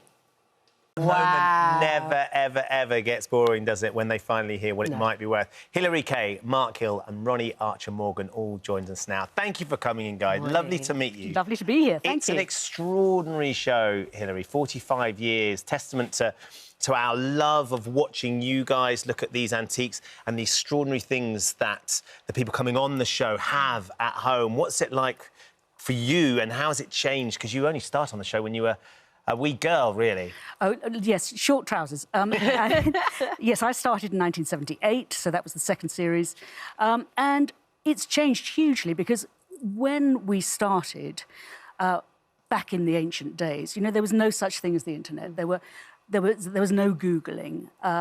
What I would say is that there were hardly any textbooks either, actually, on my areas of expertise. And so you had this amazing body of experts that became a kind of living encyclopedia. And you knew that somebody on the team would be able to identify this thing, even if you didn't know what it was. So I think that's changed a lot because we don't have that knitted knowledge exchange. And I think the objects have changed too. And you're looking at three people who have done quite a bit to do that. I mean, I was working at Sotheby's in 1977, and I was dealing with all kinds of interesting objects which were not conventional antiques. They did not belong to grand houses or grand people. They were domestic objects or industrial objects. And I thought, why aren't we seeing those on the roadshow? So it made it, I hope, a bit more inclusive. You didn't have to be grand to bring something along to find out that it was actually important, not necessarily valuable, but important and had a part to play in history. Yeah. Mark, when I watched that clip, and even when you hear the music... Oh, yes. Because you were the same as me. I remember it as a little girl, and I remember it being Sunday and hair wash night before you started... Homework, before you started school again on the Monday. How is it now to work on the show? I was the nerdiest kid, and I used to sit down and love the roadshow, and you know, it's literally a dream come true. I mean, I am the luckiest nerd in the world, I think, but I now get to work with these guys, and it is all about the team, as you said before, and sharing, and having seen these people on telly and now working with them. Yeah, it's magic. Ronnie, there's a little bit of pressure on you guys as well, because if someone brings you something, you want to be able to tell them what it is, and you don't ever really know what you're going to see. Do you ever feel a little bit nervous that you might not... I mean, you've got a vast amount of experience now, but maybe when you started out, you might not be able to give them the full... No, I don't feel nervous about it at all, because I've got these guys... The backup. as backup, working on a table with them, and I always have an idea of what something is. And if it's not my actual speciality, I'll take it to somebody on the team whose speciality it is, just to back up what I've told the contributor. Hilary, you started in 1978? Yes. What, over the span of time that you've been doing it, I can only imagine some of the things that you found along the way. But there must be something where, or certain things that either you know the story of the person who brought it along or the item itself that you will always stick in your mind. Look, you're right. There have been a lot of things. And actually, to pick out just a few is tricky, but I suppose some of the really meaningful things have been linked to the war remembrance programmes that we've done. You know, one was a letter that I couldn't read out. It was from somebody who had died and was a letter back to their sweetheart. And the other was in Étaples at the Remembrance Day special, where somebody played a violin that had belonged to somebody. He found the violin in an antique shop and he put the pieces together, found the granddaughter of the original owner and played the regimental song on it in the middle of the graveyard. I mean, there was not a dry eye anywhere. I mean, those are the things, I suppose, which, you know, you feel are really memorable, but not necessarily valuable. No. Mark, you say you're the luckiest nerd in the world because you get to work with these guys and see these amazing things. We've asked you each to bring something from your own collections that you can talk us through. So what have you got for us? I've got... It looks a little bit like a sort of cigar case or something, but it's called a penna. Right. And it dates from the Georgian period. And basically, you could unscrew it, and it was everything you needed, if you're a Georgian gentleman or gentlewoman, to communicate on the move. So what we're looking at effectively is a Georgian smartphone. Love it. Basically. So how does it work? So you would unscrew this part and you've got sort of inside here, you would have your quill, there's a little cutter for cutting your quill, and then down here. So it's quite ingenious. It's made out of brass. You would have ink. So there you go. It is like a multi-tool. Called a penna. Penna. So that's my favourite thing. Thank you. Ronnie, what did you bring? Well, I brought an Inuit thimble guard. Inuit are the people that live on the coast of Alaska. The coast where the Bering Strait meets Alaska. And I bought a thimble guard, and it's carved in the form... It's very sweet, isn't it? Very seal. It's carved in the form of a spotted seal. And the spirit of the spotted seal protects the thimble, which lives on the thimble guard. Wow. And where did you find this, Ronnie? I bought this at one of the London street markets. Did you really? Yeah. And how much did you pay for it? I paid, I think, £120 at the time. How much it's worth now? If only there were some experts you could ask. To me, it's invaluable. It's priceless. Beautiful. This was a lifesaver, believe it or not, because sewing the garments that protected themselves from the harshest conditions on the planet was essential. And so that's why they carved a seal to protect the thimble that made their protective clothing. They'd go home every evening after a day out on the, on the ice hunting, and the women would inspect the men's clothing and stitch up any faults in it, because any fault in the clothing, when they went out the next day, and they'd perish. Oh, hello. Thank you for visiting our This Morning YouTube channel. We upload tons of new content every single day. So hit the subscribe button, like all the videos, and don't miss out. We'll see you in the morning. One song you just wanted to... And I also thought, you know, you can't be bitter. This song broke all over the world, so this could be it. So I better enjoy it, and I did. And I still am. And can we just talk about the video for a moment? Because Jeremy Sheffield was in the video with you, who's currently, I said, evidently, he's in Hollyoaks, and his mum's trying to kill him in Hollyoaks at the moment. Shout out, Jeremy. Yeah, shout out to Jeremy. And this video, after watching this video, it was either me or my wife just kept saying, right, you've got to wear V-necks. I just want you in a V-neck jumper. A lilac V-neck jumper was all I was pursuing because she said, if you can look like him, I'd be happy. I can't tell you how many men and women asked me about him and asked me for his number. It's just such a great video. We had guys come and audition. That sounds kind of creepy. It wasn't like that. But we approached it like a that must have been casting couch. Yeah, so it wasn't quite that. And were they interacting with you, or did they just have to sort of... The song was on, and so I had the director there, and they had, you know, scripts to say, and they had to interact with the music, and so, yeah. But that's why it's so powerful, clearly, because you've got a great actor in it, and the relationship and the chemistry between you was just so special as well. Oh, he was wonderful. Aww. He was wonderful, yeah. But this summer, you're heading all over... You've just done Isle of Wight Festival. Amazing. Was it? It's one I quite fancy, actually. It's great. Great to take your family, but also if the kids go early, it's great. Yeah. Danced all night. Got to see Suede and Pet Shop Boys. It was fantastic. Amazing. And then you're doing British Summertime Festival. Oh, I'm so excited. In Hyde Park, right? Hyde Park. I'm just going to put Buddy's link down. Yeah, but it's Buddy. just... Yeah. And all-female lineup. Wow, who's on with you? So you've got Ella King, you've got The Cause, who I've just been on tour with in Australia, and Marie, and, of course, the amazing Shania Twain. Shania Twain, who's just triumphed at Glastonbury, of course. Did you see any of her Glastonbury? I did. I saw some highlights. She's amazing, and she's where I would want to be at that stage of my career, where she's just in gratitude, and she was just so... The main thing for her was how she was warmly received and that she's still having a good time. Yeah. And you mentioned there The Cause. So you've been on tour with them in Australia. How was that? It was amazing. So I'm actually really good friends with Andrea from back in the day. Right. And I hadn't seen them perform for a long time. Yeah. Me and my band were side stage. They are so extraordinary live. Yeah. So it was incredible.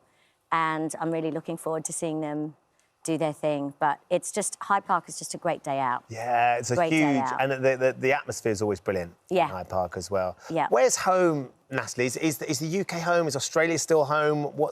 I live on a farm in Oxfordshire. Yeah. I've got goats and chickens. You've got goats? Yeah, times have changed since the noughties. and so you are working the land? I wouldn't... No, I think I'd put me in the category of faux farmer. OK. So I don't know if collecting the chickens' eggs really falls into... It's enough. In my dream, I have a veggie patch, but I'm just too busy and... How many single goats have you got? parenting, so I've got 2 pygmy goats. Yeah. Are they indoor or outdoor goats? If they're pygmy, can they come... They're outdoor. I'd love them to be indoor, but they're outdoor. The problem with goats as well is they eat anything. So you don't want them inside your house, for sure. They're very cute, though. Luna and Sparks, and my chickens are backflip and somersault. Oh, OK, of course. Quite the... So how do you manage it, then? How do you manage it with your son and the goats and the farm and then going back to Australia as well sometimes? I go home... Well, it's going to get tricky because big school stuff. Yes, exactly. Yeah. So he's going into reception. Right. But I normally... The last 2 years, I've gone home for 3 months over Christmas because all my family's there. Yeah. Yeah, so work's taken me back there and it's been OK. But this year, this will be my first Christmas here. Right. I think I've only done it once. Right. I've been here since my 20s. Cold Christmas. I know. I'm a little bit anxious about it. But Max, he's really excited about getting the tree. Yeah. Well, it's difficult, I think, as well, when you have kids and if the family is over there to kind of like, I don't know, it becomes so much more important to you, I think, them having a relationship with your family at the same time. Yes, and that's why I'm excited about school, though, because their friends become their families. So yes. Big school's going to be great for that. It's amazing. Yeah. We've got Toadie coming on a little bit later on. Toadfish is joining us, right? Yeah. Who's announced that he's going to be leaving Neighbours. You talked about the fact when you did that Torn video, you were a frustrated actress, and of course that show has been so important for so many Australians that have sort of had a little bit of exposure on that, some acting, and then moved into sort of the world of music as well. Well, I wouldn't be here if it wasn't for that show. No. I mean, that show gave me... everybody here knew who I was, and so it gave me the opportunity to come over here and work. So I'm incredibly grateful for that. But you have to say, Toadie, I would say that character has made one of the biggest marks on that show. Yes. So it's a pretty big deal that he's going. And I wish him all the success in the world for what he's going to go on to next. Yeah. Yeah. Well, he's starting to direct the show now as well. I mean, really?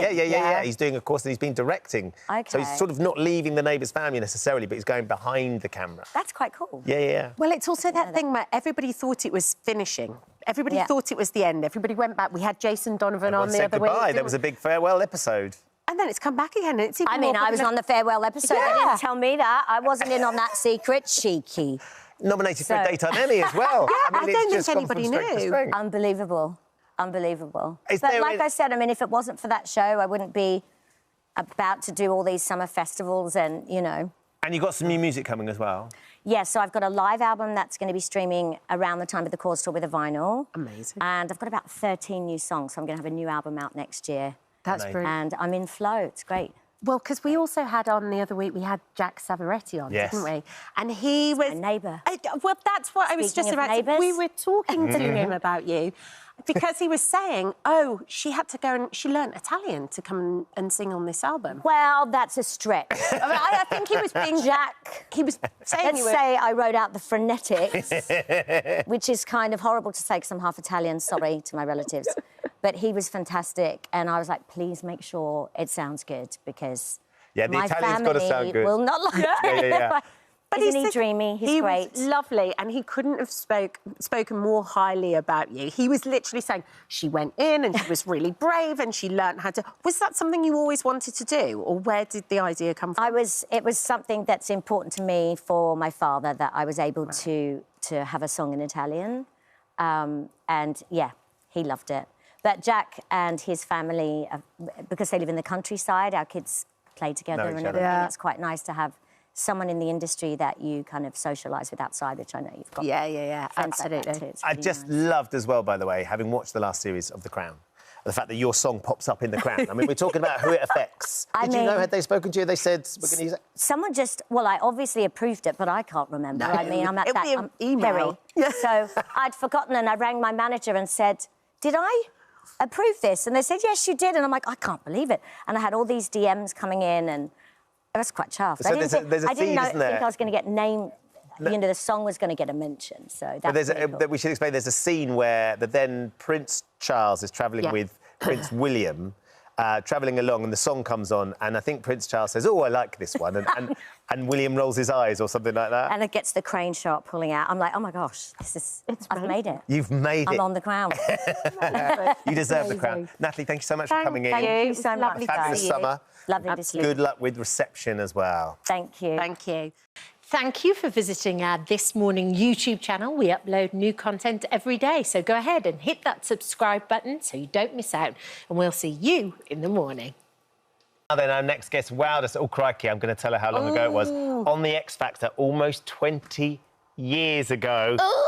Obviously, she's since become beloved, a part of the Loose Women panel, but now she's taken a brand new challenge. That's right. Brenda Edwards is becoming a director for the UK tour of Hairspray the Musical after starring in 3 tours herself. Yeah, that's not all, though. She's also discovered an incredible new talent, Michelle Degwa, who's stepping into the role of Motormouth Mabel. And both of them join us today.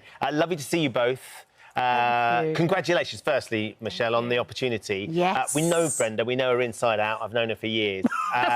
And I'm excited that she's now going to be the boss. But tell us a little bit about your experience, because you did the open auditions. Brenda decided she wanted to honour a bit of Jamal. Yeah, doing the and I came from an open audition with X Factor. With X Factor. Yeah. What was that experience like for you doing the open auditions for Hairspray?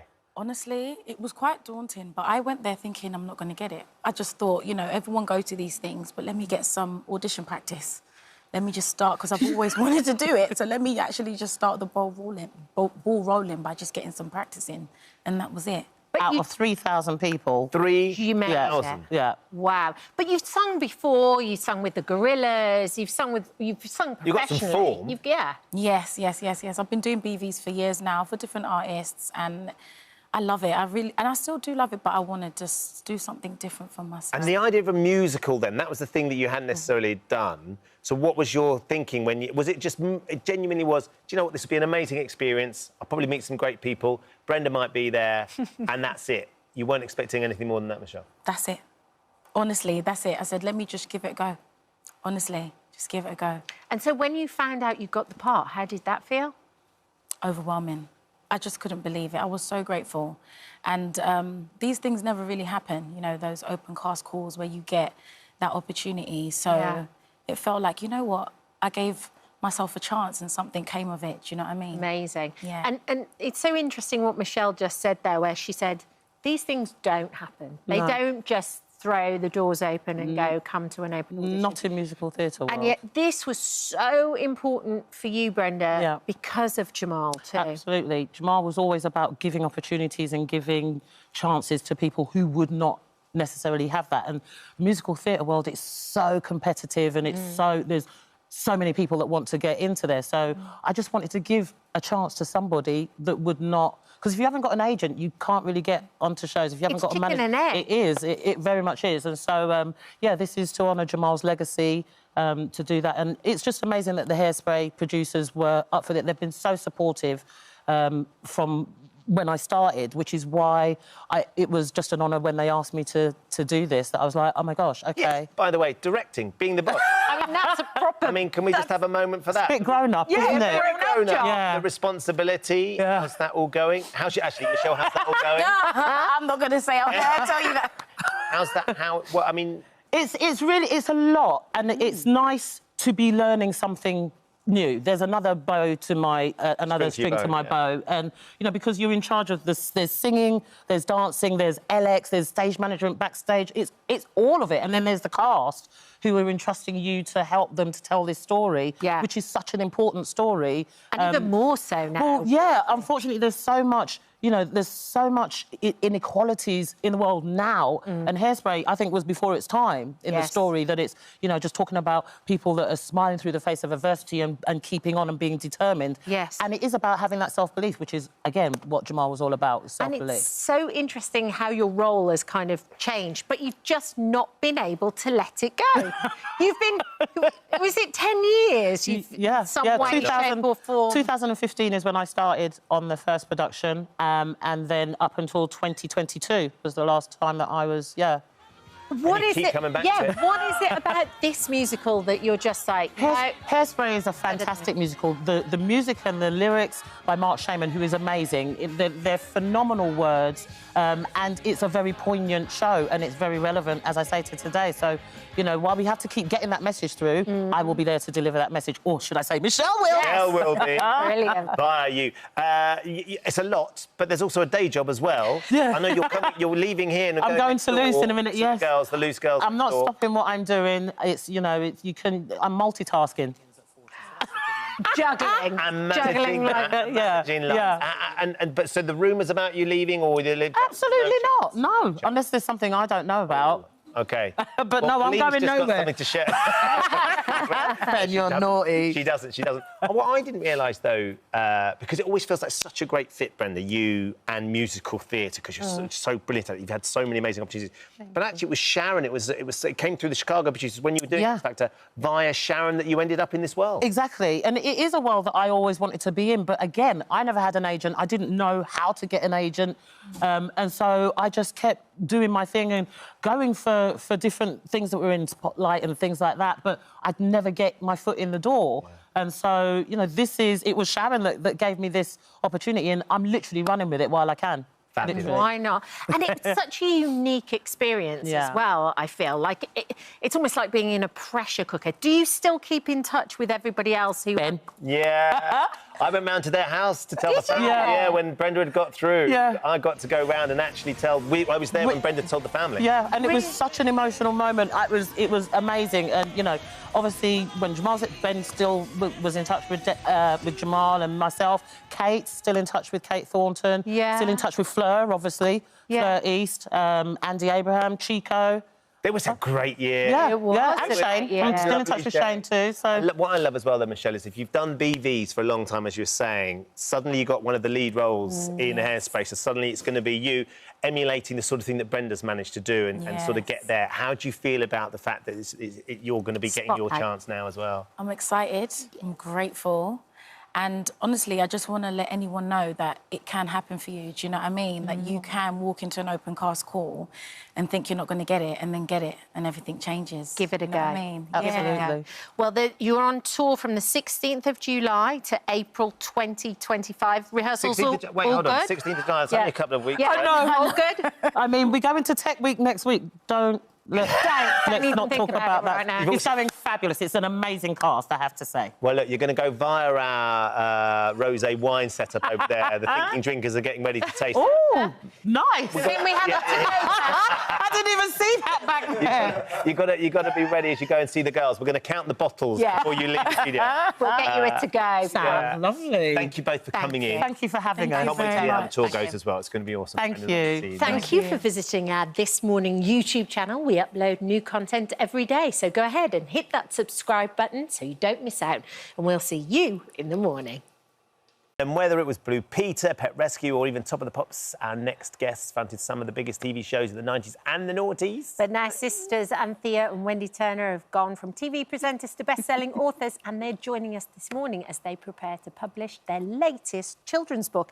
And it is just gorgeous. Oh, glad you like it. It's just, and it's actually perfect for those readers that are a little bit more advanced, but they still want a few pictures as well. Yeah, we do say it's kind of suitable. That's a question. Who's it suitable for? And we say it's suitable for age 6 to 106 because you'll get something out of it as an adult. There are bits in there that will make you smile. It's like going to see a panto.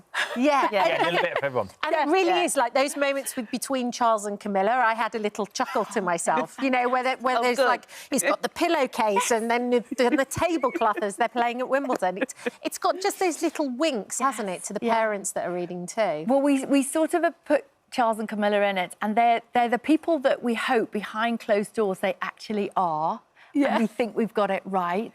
We really believe now that's exactly what they're like. Just a little bit eccentric. So the books follow a group of mice, don't they? Yes. So tell us a little bit about sort of the premise. Underneath the Underground is about the lives of the mice that live on the London Underground. They live a parallel world to ours. So if you went to Westminster, you'd find all the political mice. If you went to Hounslow, you'd have the British Asian mice.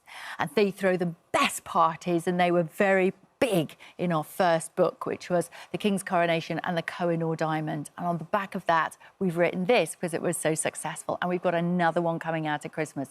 So we were brought up on the borrowers. Yes. So I can honestly say we don't mind this and admitting this. There's a little bit of borrowers in it because they appropriate things that people... things that they lose. So where did you get the idea from initially? Well, we were actually standing at a tube station. I think it was Knightsbridge, and we were standing together. Of course it was Knightsbridge, yes. Of course it was Knightsbridge. So glamorous. On the way to Chiswick.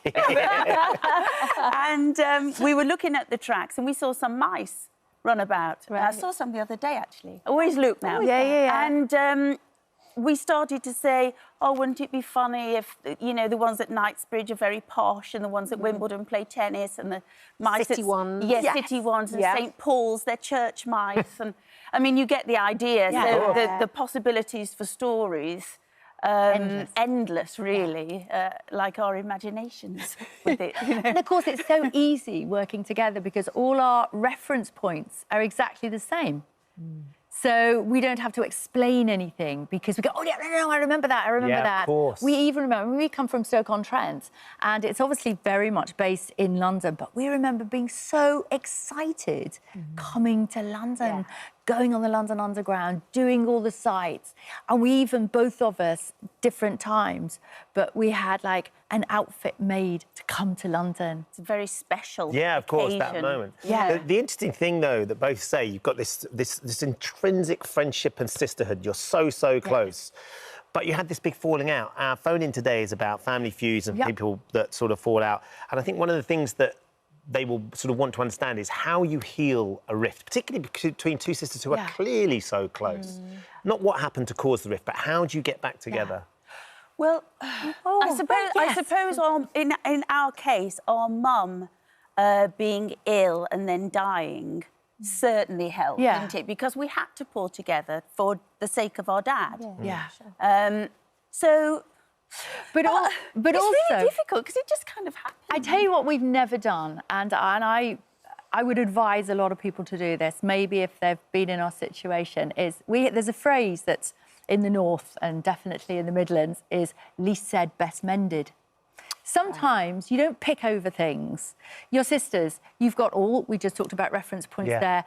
For whatever reason, you get back together. You don't have to navel gaze. You don't have to say, oh, we've got to have it out. Yeah, we've no, never, don't. Yeah, we've we never never have dissected what went wrong or what went right. You know, because we've never done that. In the graph of life, of our lives, you know, Wendy's in her 50s, I'm in my 60s. The amount of... oh, dear. Sorry, 40s. Come over all unnecessary. But the amount of time that we had fallen out was actually really tiny in comparison, relative to our whole life. And that time that I bumped into the two of you on the M6 or whatever it was. Glamorous. Like 40. M40 was. Filthy. I'd just done a tough mudder for the Stable Lives charity that I support. muddy. I was filthy. I stopped for a coffee. So I was driving out. And the two of you were sitting there. You were planning this book. We were. Right? We were. And it's really odd we're all together now, is because we'd been in the car, we pulled over to that service station to get a coffee, and we'd been writing away and tapping away in the car because we'd been driving up and down between London and Stoke on trains. It's a 3-hour journey and 6 hours all in all. And we just used it to create stories. Amazing. And that's what we were doing when we had a cup of coffee with you and my dog was cleaning the floor, finding biscuits on the floor. It was just one of those random moments. You were sitting there with Wendy and it was no one else in that coffee shop. Yeah. It's interesting, though, how you guys dealt with that. And it's like, and now you're best friends. Well, I think we always are. We had an interlude, we had a break. Something and nothing. And I do think it's not necessarily... And I know people, you know, go into therapy and pick over things. Sometimes you don't need to. I think it's really interesting perspective. We just seamlessly come back together. Come back together. That's what you write do. a book. It's called Underneath the Underground, Raining Strawberries at Wimbledon, and it's out. Thank you. And I have to say, splendid publications, or else I'll be, you know, told off. Thrilled for you. We didn't get to talk about the mice, but they're very cute as well. Thank you for visiting our This Morning YouTube channel. We upload new content every day, so go ahead and hit that subscribe button so you don't miss out, and we'll see you in the morning. Now, we promised you a star lineup. We weren't kidding. Shell Welby's here with our first music icon. Yeah, she sold 100 million records, placing her alongside best-selling artists like Elton John, Elvis Presley and the Beatles. That don't impress me, no. So good. We also discovered that country singing superstar Shania Twain knows a lot about heavy building machinery. Now we're talking. Let's take a look. Let's go, girls. Obviously been a superstar for years, but now, with the announcement of you doing the Legend stage at Glastonbury, you're officially a legend. I mean, how does this feel? It does feel official. It feels surreal. Yeah. If I'm being really honest. With over 200,000 people expected to enjoy Shania's Glastonbury set, thank goodness there's a Shania train to help them get to the festival, where she'll follow in the footsteps of music legends like Kylie and Tom Jones. It's a very wow moment. So many of my favourite legends have played this slot, so... Oh, there's a lot of incredible names there, from, you know, your Kenny Rogers to your Dolly Parton. Big cowboy boots to fill them. Exactly. Although I'm hearing that wellies are in order, you know, just in case. Oh, I hope you don't get the welly weather, but that is classic British festival for you. I'll be OK with it. I've got lots of pairs. And if you miss Shania at Glasgow, she's also playing the BST Hyde Park in July. 2024 is the perfect year to celebrate her legend status, as it's the 25th anniversary of two of her biggest hits. Man, I feel like a woman. Smashing the UK top 10. That don't impress me much. Obviously, you've got all sorts of gigs coming this summer, and for the British fans, we have this very special summer tour edition of your greatest hits, wearing the iconic That Don't Impress Me Much outfit. And we were just thinking about the Brad Pitt line. Maybe it's time to change it. Okay, so you're Brad Pitt. But who could replace Brad Pitt? Well, it needed to be a current megastar, and Shania found him at the People's Choice Awards. So you're Ryan Reynolds? I don't... But who is our Brad Pitt? We think Dermot O'Leary. So what I'm thinking is, please could you do us the honour of doing a UK version? OK, cue the music, guys.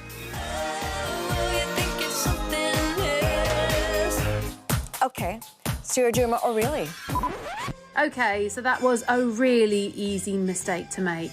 We'll do one more. Yeah, Dermot O'Leary. O'Leary. O'Leary. Yeah, I said O'Reilly. Yeah, but it actually worked quite well. O'Leary. Oh, really? It sounded quite good. Let's try again.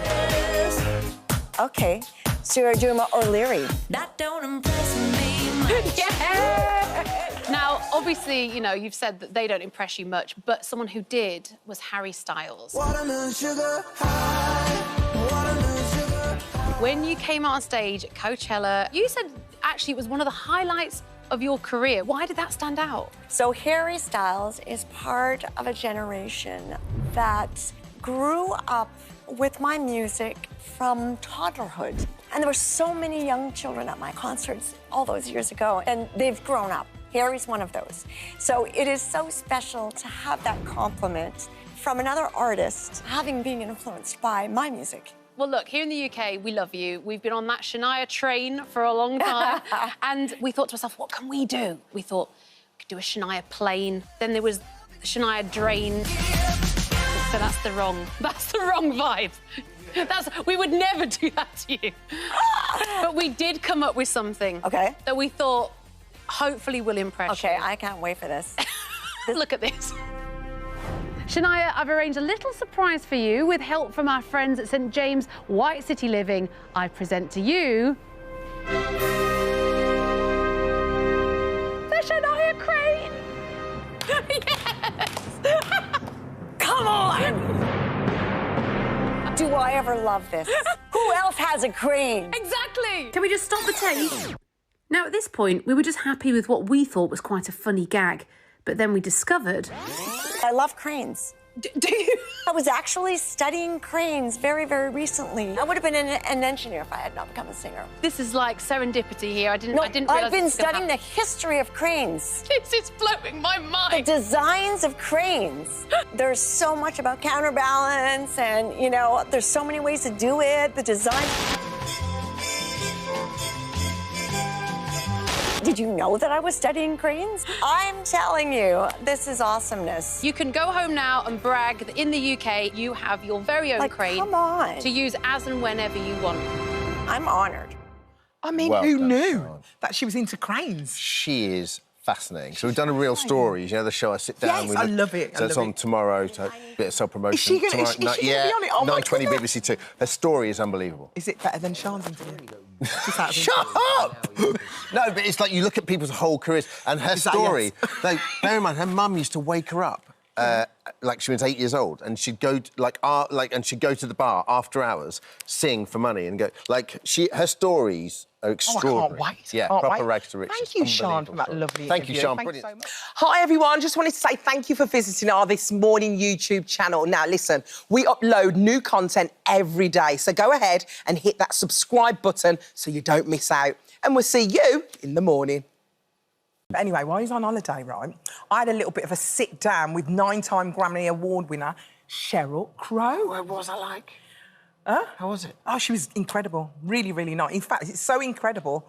It's a good 9 minutes. Oh. Are you ready for this? Hang on a second. Sure. Enjoy. Take a look at this.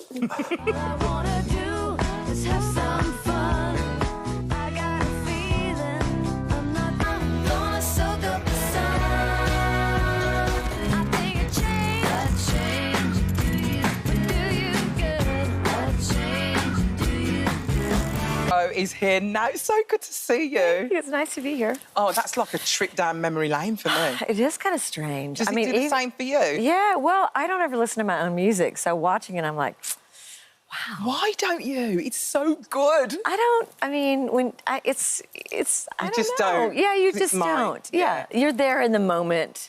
But then you don't go back and listen. Do you never catch yourself in the shower singing your own tunes? Never. All I want to do is have some fun. And never? Yeah, no, never. I can't believe that song, All I Want to Do, is... You didn't want to do that song, did you? I didn't want it to be on the record because I thought it was sort of like a throwaway, you know what I mean? Yes. And my brother, who's 5 years younger than me, was in college, and he was like, oh, my friends and I love that song. You have to put it on the record. And I was like, okay. And then... Can you imagine if you hadn't done... What a big mistake that would have been. Oh, my... That song has taken me to Russia, to Israel, all over Asia, all over South America. I mean, it's the gift that has kept on giving. It's allowed you to travel the world? It has. How lovely. Well, the new album is out. How excited, Evolutions. Tell us a little bit about it. So, you know, I said I was not going to make any more albums. Well, you did say that. I know, I need to keep my mouth shut. What made you change your mind? Well, I'll tell you how I look at this record. This is my selling routine. Yeah. I still think that people don't listen to albums as a full body of work. And that was the thing. I thought, well, you know, I'm just going to keep making music and putting it out. And then I wound up with like a handful of songs, and they were all very of the moment. And so I called my friend, who's a producer, and said, I don't want to produce myself. I don't want to hear what I do. If you like these, would you make movies out of them? And he hit it out of the park. So I call it like a playlist of new Sheryl Crow songs instead of an album, because it really is just a bunch of my trying to sort out what is going on in this world as I'm raising my kids and the big questions that I have. It is a scary world, isn't it? It's very interesting. I mean, my kids say I was born in the 1880s, but I do remember when people weren't, you know, so locked into getting their version of the truth on a gadget, you know? So, and then bring AI into it, which is what evolution is about. Oh, wow. Very interesting. So exciting. Has your kids been an inspiration to some of the tracks on the album then? Oh, my God. Alarm Clock, I walked into the studio. It was the one song I hadn't written already. And I just said, I hate my alarm clock. I'm going to write a song called Alarm Clock. And Mike was so into it, my producer. And literally, I played it for my kids, and they're like, oh, this is awesome. Some of the other stuff they didn't like, but they love that song. The thing is, when my kids say that, that's awesome, that's kind of cool, right? I really, literally was like, I have made it. My kids like one of my songs. That's the thing. Yeah. Are they into music? They're 17 and 14, so they're highly critical. And I think mostly it's like, they don't want to be embarrassed. You know what I mean? Yeah. So are they on top of you? They're like, don't do this, don't do that. Oh my God! When I said I was going to get on TikTok, they were just like, no, you can't. That's so cringy. I learned words from them, like, oh, that's so try hard. Begging it. So tell me something. I can't believe that going back in the day, you was actually a backing singer. Yeah. For some big stars. Big stars. Michael Jackson. Yeah, that was really my first gig, was singing backup for Michael. Yeah, we played here at Wembley and went all over the world. You were living the life before you was big. I have had 9 lives, I swear. I was a school teacher. I was a waitress, like all great artists. Yeah. Tina went Turner. On the road. Yes. Yeah. Wrote songs for Tina Turner, Celine Dion. Yeah, I've been very lucky. Was it hard to break into the industry back in the day? I mean, yes. Yeah, definitely. I mean, you actually had to prove that you had talent. It's so different now. And if I were coming out now, I wouldn't. There's no way. What's so different nowadays, would you say? Well, the self-promotion, the scrutiny, you know, and you're creating a brand that really is the vehicle for you to promote whatever it is you do, right? So it's less about your talent, less about not that there aren't amazingly talented people that are huge. Yeah. It's just part and parcel of what we do now. So it's very antithetical to me as a private, like overly emotional artist who feels like this need to express, you know. But then there's this other, like, you know, hi, y'all. You know, it's just so... It feels cringe, isn't it? Yes. I mean, I find myself doing it. Yeah. The selfie thing's weird, isn't it? It is. Like when you actually look at it, if you ever watch somebody take a selfie... Oh, I see it all the time. It's just so weird, isn't it? Yeah, when you're walking around and you see somebody like, you know, it's just so weird. But, you know, it's what it is now, so... Oh, unbelievable. Now, you are a member of the Rock and Roll Hall of Fame. You've arrived, right? You have arrived. I have made it. Okay. drop mic. No, I mean, it is actually very cool. And at first, it felt like, I mean, I've not ever been good with the awards thing. It's like, oh, that's really nice. Let me get back into the work. But this was amazing. It was like throwing my own wedding, kind of. Well, that's the thing. Without getting married. Does it feel worth it when things like that happen, or do you not want to be defined by things like that? Oh, I'll tell you what made it feel worth it for me. I mean, first of all, to be included in the list of names of the Rolling Stones and Tina Turner and the Beatles and Jimi Hendrix and Aretha. And I mean, the people that, I mean, I can't even imagine having my name in that list, but also being on stage and playing with people that really brought me here, like Stevie Nicks. I mean, I would not be doing what I'm doing without Stevie Nicks. And Peter Frampton was my first concert, and Willie Nelson, who's like family to me. I mean, and to look out and see the people who've been in my career from the very beginning for 30 years, it's just, I mean, it was very special. Oh, yeah, so special. It was cool.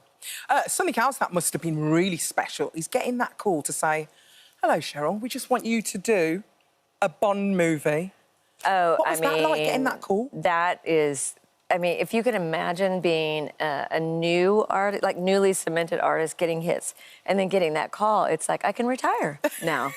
You know, it's such an amazing legacy to be a part of. It's unbelievable. Yeah, and you get to just do something so dramatic and out of the box of what you do normally. It was joy. And what about you mentoring new artists? Because I know Olivia Rodrigo, she is incredible. Love her. So I mean, did she just like phone you up? What happens? Tell me about this new situation. I'm sort of cool. I mean, no, I'm kidding. You are cool. Oh, I mean, I feel like the sweet grandmother of rock and roll. Come here, I'll give you some advice. I mean, I really cannot lend much advice because the world is so different in music now. But I've met some unbelievably savvy and wildly talented young artists, and Olivia is at the top of that. I mean, she's a very sweet and normal person for somebody who's come up in it. You know, her parents are amazing.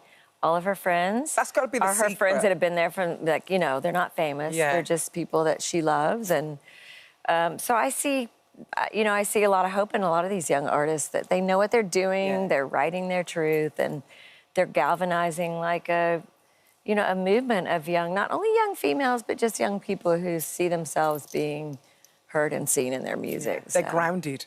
Yeah. Very grounded. Yeah. Now, Glastonbury is happening. Are you... Don't you just want to go? I do. Because you I have to performed say, in... Was it 2019 you performed? Yeah, and it was so... I mean, this sounds so stupid. It was so life-affirming for me. Was it? Yes, because we played there 30 years ago, and then we played again somewhere in the middle, and then to come back and to have people know your music after 30 years. Oh, yeah, everyone's singing. You know... What's that like when everyone's singing your songs? I mean, it's the biggest high ever. I mean, without the hangover. It's just... It's so amazing. I mean, really. Well, I'm going to get my own private concert right here in the studio today. I'm very excited. So you're going to take a song off the album. What are you doing? Yes. Doing this song called Love Life. And it really is. I mean, it's so funny. It tells the story of somebody who, I mean, when I was a kid, you know, you couldn't drink until you were 21, and we would sneak into the disco. And you have these moments in your life that you know someday you'll be looking back on. Yeah. And the trick is to be present when they're happening. And that's, you know, that's really what the song is about. Well, I'm very present right now. I'm very excited. You go and get ready. OK. I'm going to enjoy this. This is going to be incredible. OK, I'm going to try and nail it. All right. Hi, everyone. Just wanted to say thank you for visiting our This Morning YouTube channel. Now, listen, we upload new content every day. So go ahead and hit that subscribe button so you don't miss out. And we'll see you in the morning. Now, after making her acting debut in Biker Grove at the age of just 14, Jill Halfpenny has gone on to become one of the most recognisable faces on British TV. But behind the scenes, she spent years struggling to process two major losses in her life, her dad Colin and her partner Matt, who both tragically died of heart attacks. As she opens up for the first time about her battle to find happiness in the midst of grief, Jill is joining us in the studio to share her story. And it is a really sad story, for sure. But you also do this brilliant thing in the book, I feel, like if somebody was going through a similar thing and was right in the midst of all that grief and almost couldn't see the wood for the trees as to get, you chat to them like you're their friend, and you talk to them like, here's how we're going to navigate this. Yeah, that's exactly what I wanted to do. I just wanted to help people. I wanted a book for people that were really struggling, with the loss of someone or something. And I wanted to say to them, this is what I did that helped me. And give them some context and give them some story about how I got there in the first place, but give them hope. Yes. It's really scary sometimes in the midst of grief. You have this loss of hope, and suddenly everything that seems to come like into your future can feel quite despairing. And I just wanted to say to people, I get it, I know that feeling, but believe me, like, there's things that we can do that I think can help us get through it. And thankfully, I'm now at a stage in my life where I can feel hope again and I can feel joy again. But that doesn't mean to say I don't have my dark days. Not. But that's, yeah, I wanted it to be like something that people could hold on to, like you say, like a friend. It's like the tone. And why now, though, Jill? Why did you suddenly want to write it? Honestly, I was having a conversation with my agent and she said, have you got anything going on in your head? Is there anything you want to do? And I literally had just found myself saying the words that day, yes, I want to write a book. I had been thinking about it, but you know when you just say something one day and you go, turns out this is it. And then we set the wheels in motion and I pitched it to my book agent. And it was just one of those things where I do kind of follow my instinct quite a lot.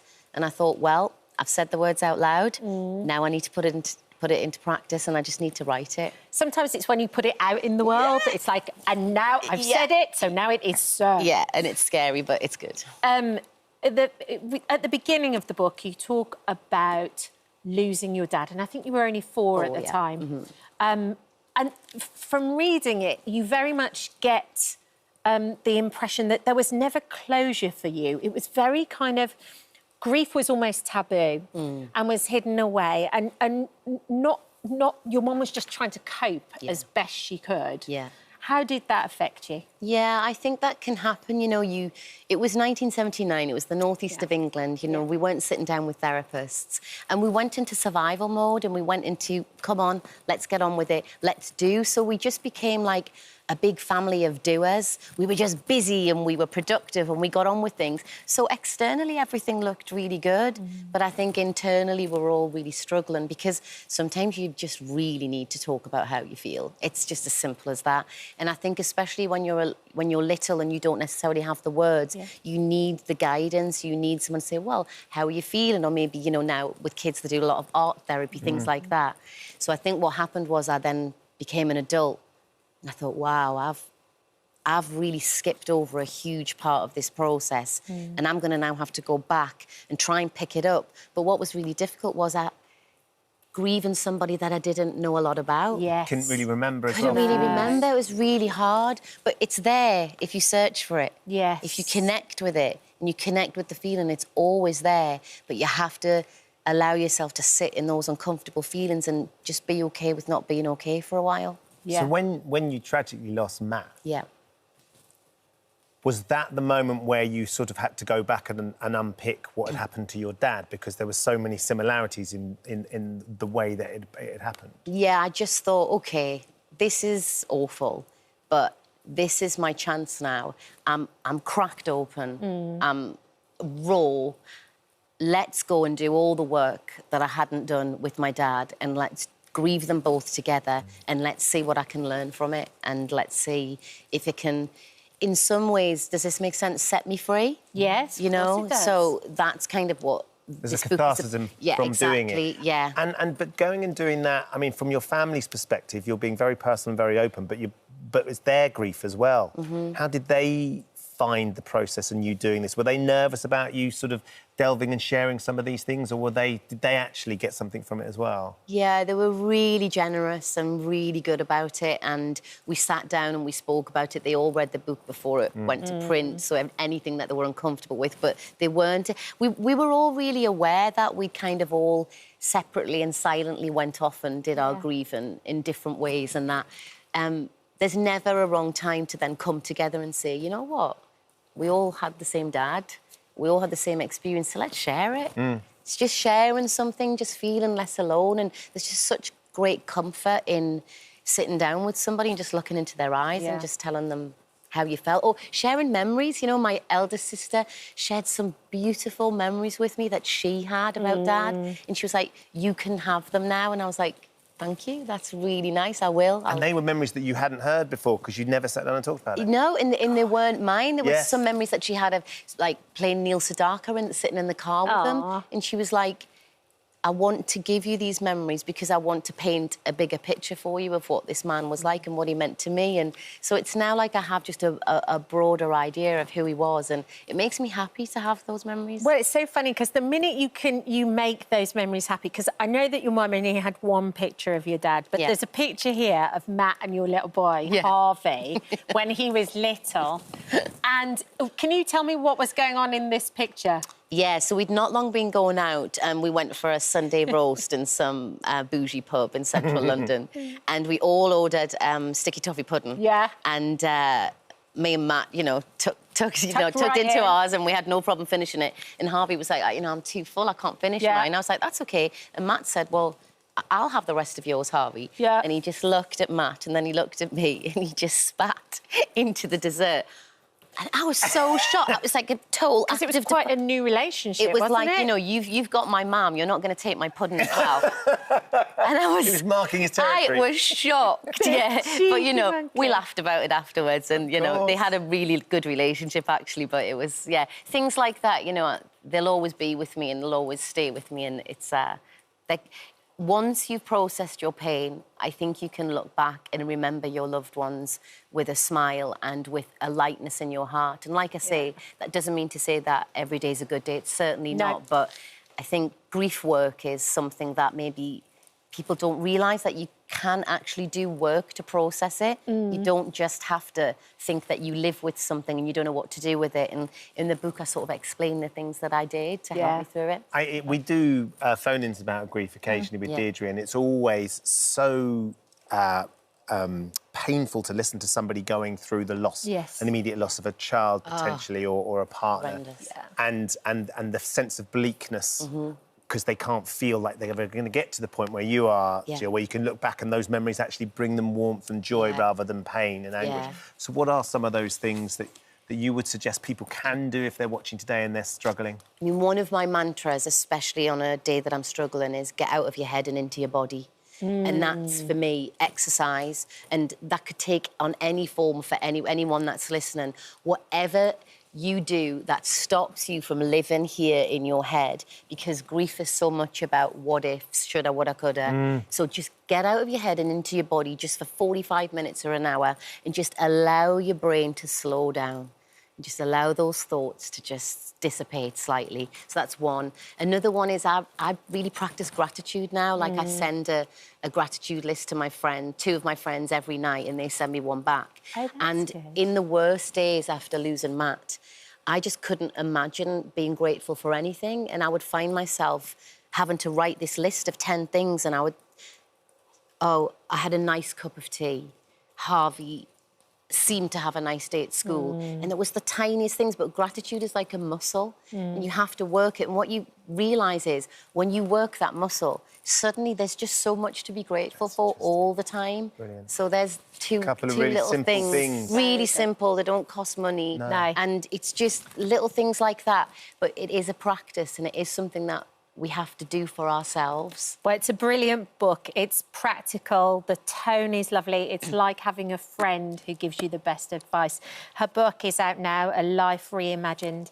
Jill Halfpenny. Well, Thanks so much. Thank you. Thank you. Great. Thank you for visiting our This Morning YouTube channel. We upload new content every day, so go ahead and hit that subscribe button so you don't miss out, and we'll see you in the morning. No, the king of interiors, Lawrence Llewellyn-Bowen, joins us now. I mean, we actually talked about it in makeup and stuff. It's such a great show. It's a feast. And the perfect show for you. I can't imagine anybody else doing this show. I feel like finally, Lawrence, you are in your element. Like, there's nothing... I've got my context. Yes, these are your people, your tribe. Yeah, well, it's taken 30 years, as you very unkindly point out. But it's nice to know that I've finally got my tribe. But I think that was one of the lovely things about it, was turning up. Because, you know, this it was a very simple idea as far as I was concerned. It was no kind of crazy, complicated telliness. Let's just make a programme that's not about property values, that's not about people's journeys, about trying to, you know, bring the builders back or whatever. Let's just celebrate people who want where they live to be a reflection of who they are, regardless of who the hell they are, you know. And some of them really want to just express themselves in very, very different ways. And the whole thing was lovely because we just turn up and people were so happy to talk about their lives and talk about where all this comes from. So generous with their stories. Yeah. It's a real, but it's a celebration of colour and eccentricity and joy. Yeah. I mean, there's, I think you described it, you wanted to be very much like Eurotrash. That was always in the back of my mind. I had Antoine de Caunes at the back of my mind. You know, and that was such an iconic show back in the 80s and 90s because it broke through the greyshness. And I think that one of the things about television at the moment, and don't take this the wrong way, but there is a lot of beige around. No, but I think particularly in the property genre, it's either to do with value, which I think is irrelevant these days. You know, we've all got far bigger fish to fry than worry about how we can get another couple of thousand, you know, for our house or whatever.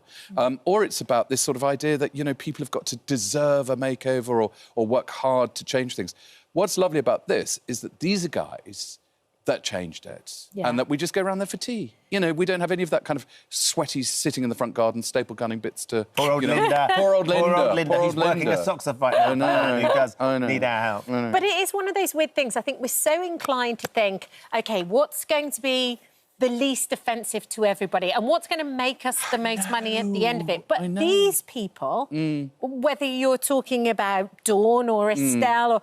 They are truly living in the moment, which everybody tells us to do. They're like absolutely embracing who they are, and they want a place that they can come back to, feel comfortable, and it's an expression of who they are. And, of course, most of them you don't even tell from the outside. No. So these are, you know, so it's not a showy-offy thing at all. This is an internal space for their internal space up here.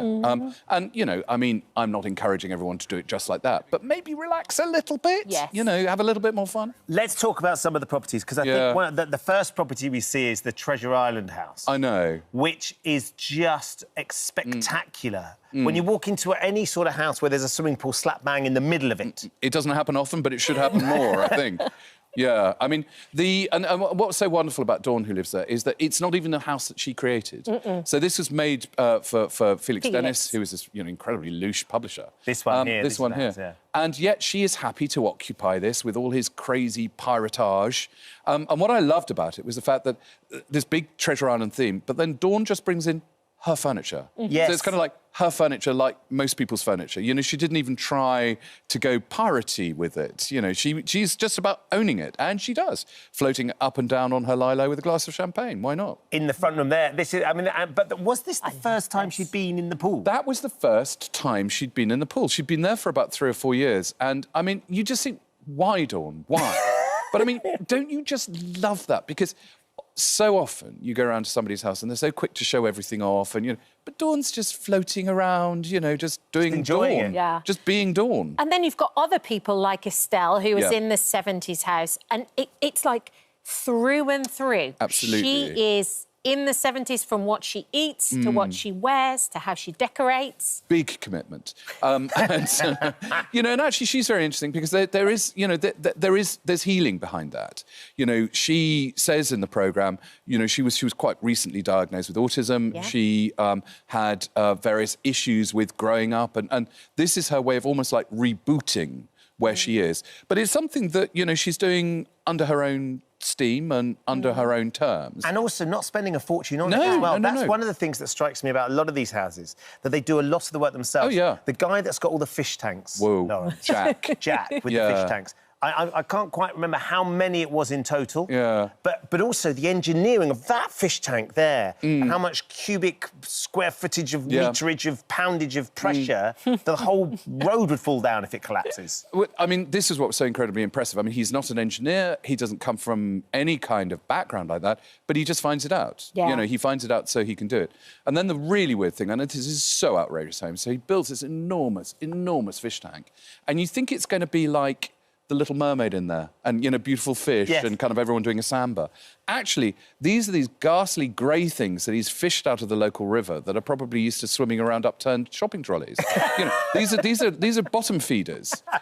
So by the time I get in there, I'm the most gorgeous thing in there. You know, they're all kind of going, what is that? You did climb in. And I did. This is what I love. Yeah. This is actually his front room as well. He's got an open tank in his front room. Yeah. But you're in one of your beautiful suits, Lawrence. Well, I mean, I'm not going to get into latex, am I? You know, talk about the chub rub. You know, that's not going to work. But I'm not a very good swimmer, actually. It was quite sort of... there I am. The glamour of telly. Locks. Love the fact I've still got my sunglasses on. Yeah, no, but it was very kind of... Everyone was going, would you go in? And I went, well, of course I'm going to go in. You know, I've got to be... That's it. That's part of it. What everyone will be desperate to understand, though, and I know that you've done a series at your house, is what is the Llewellyn Bowen household like? Is this a sort of a sense of what you and Jackie do at home? Yeah, right. Yeah, no, with the decoration, just in terms of, have you got sort of outrageous pieces here and there? So, this is what the most wonderful experience in the world. After 30 years on television, at 60, I can now say that my house looks tame next to these people. Because, you know, yes, we live in this sort of, you know, fantasy environment that expresses us, but actually, you know, compared to the absolute bravery, the bravura of some of the outrageous homeowners who really don't actually ever see that they need to hold themselves back.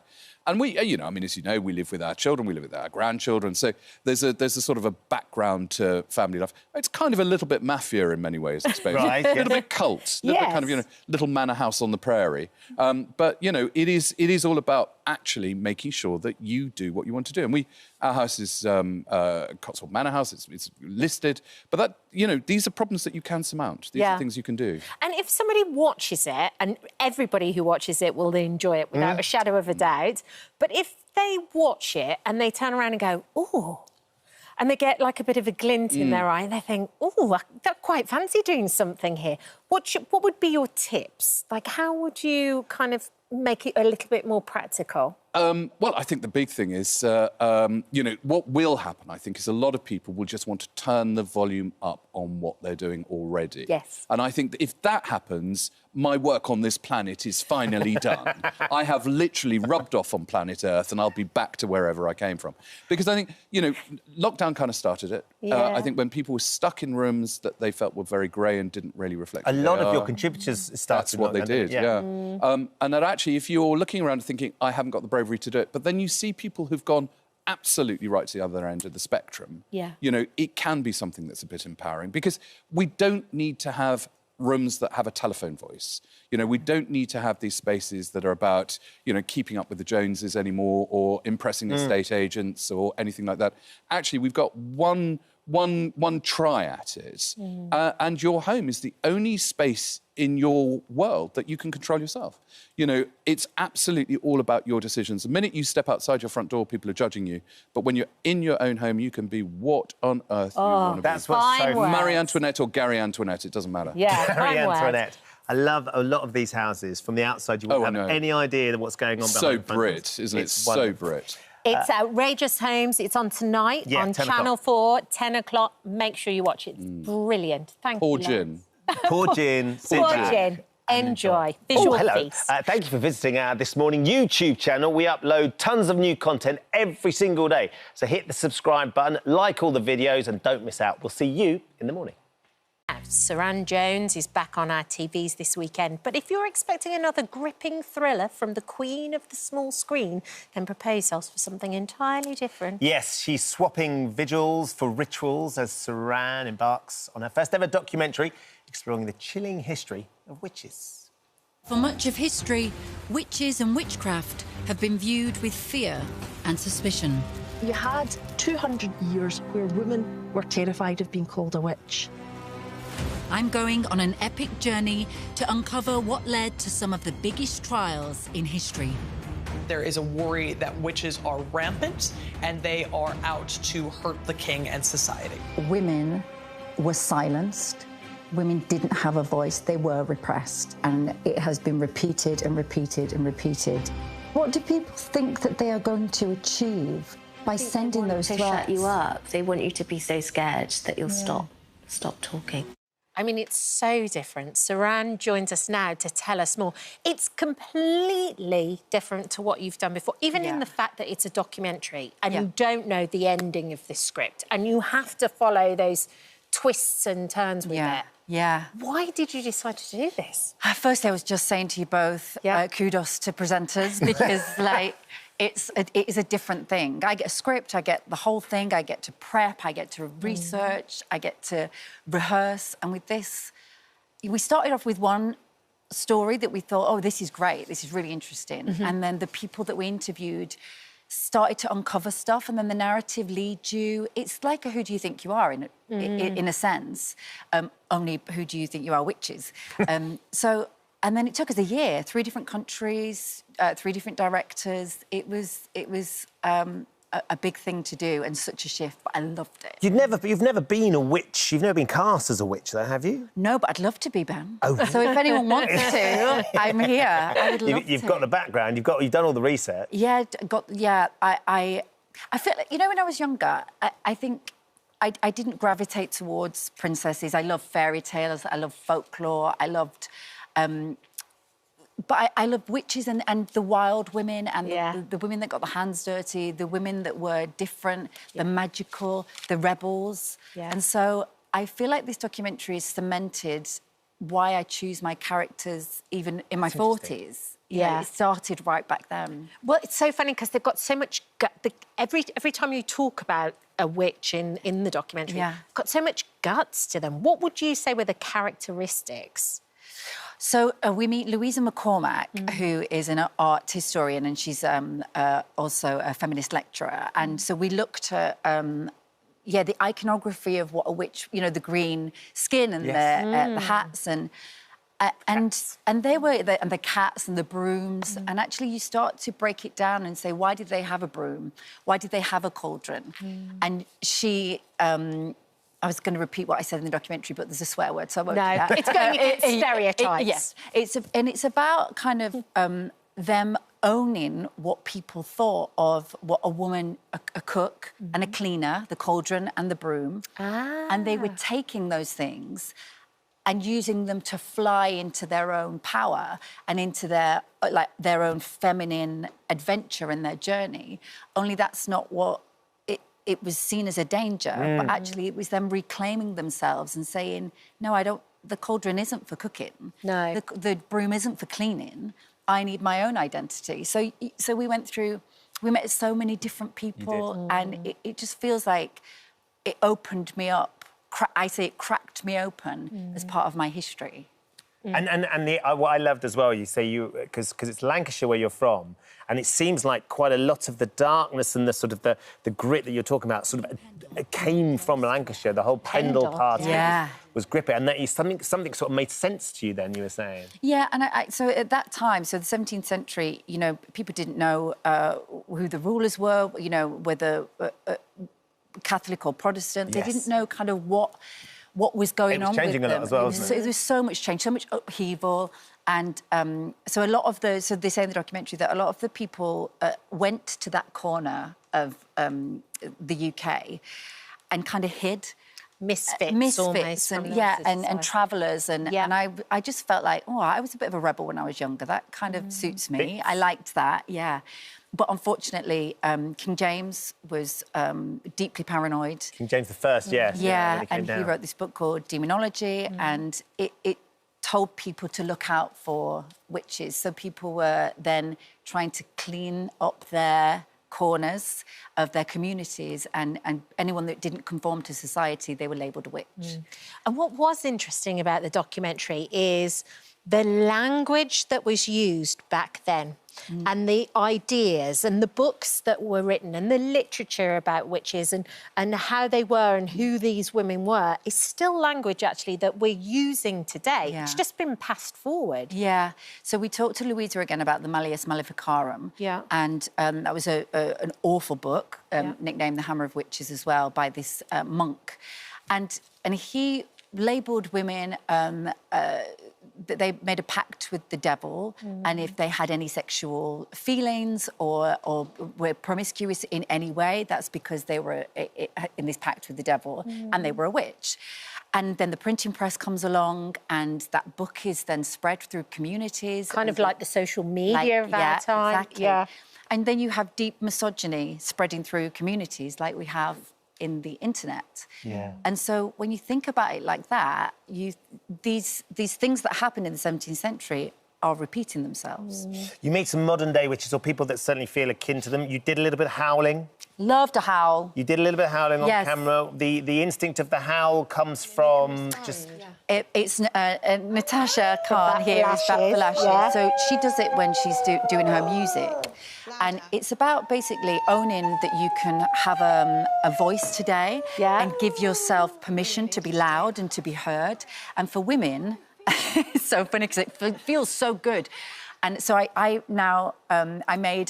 just finished a show for Netflix called The Choice. I made the whole crew howl. So if you want to have a go, let's have a go. We've got 40 seconds. You up for it? You up for it? Yeah, okay. Yeah, we're in. Go deep, go deep and loud. Okay. Yeah. 1, 2, 3.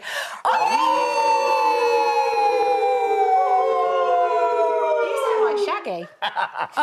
You sound like Shaggy. Carl wasn't making much of an effort then, Carl. Come on, Carl, on your own. Give us no. There's something very purging about it. There is. There? Well, the Witch Trials is on Sunday, on the 23rd of June. Yeah. 9 First p.m. episode, 9 p.m. Channel 4. Channel 4, second episode the following Sunday, or you can box set it, stream it from and watch both. That's how to do it. And will you come back and talk to us about The Choice as Yes. well? Yes, I'd love to. And this very smart prime ministerial haircut. Yeah. Oh, hello. Thank you for visiting our This Morning YouTube channel. We upload tons of new content every single day. So hit the subscribe button, like all the videos, and don't miss out. We'll see you in the morning.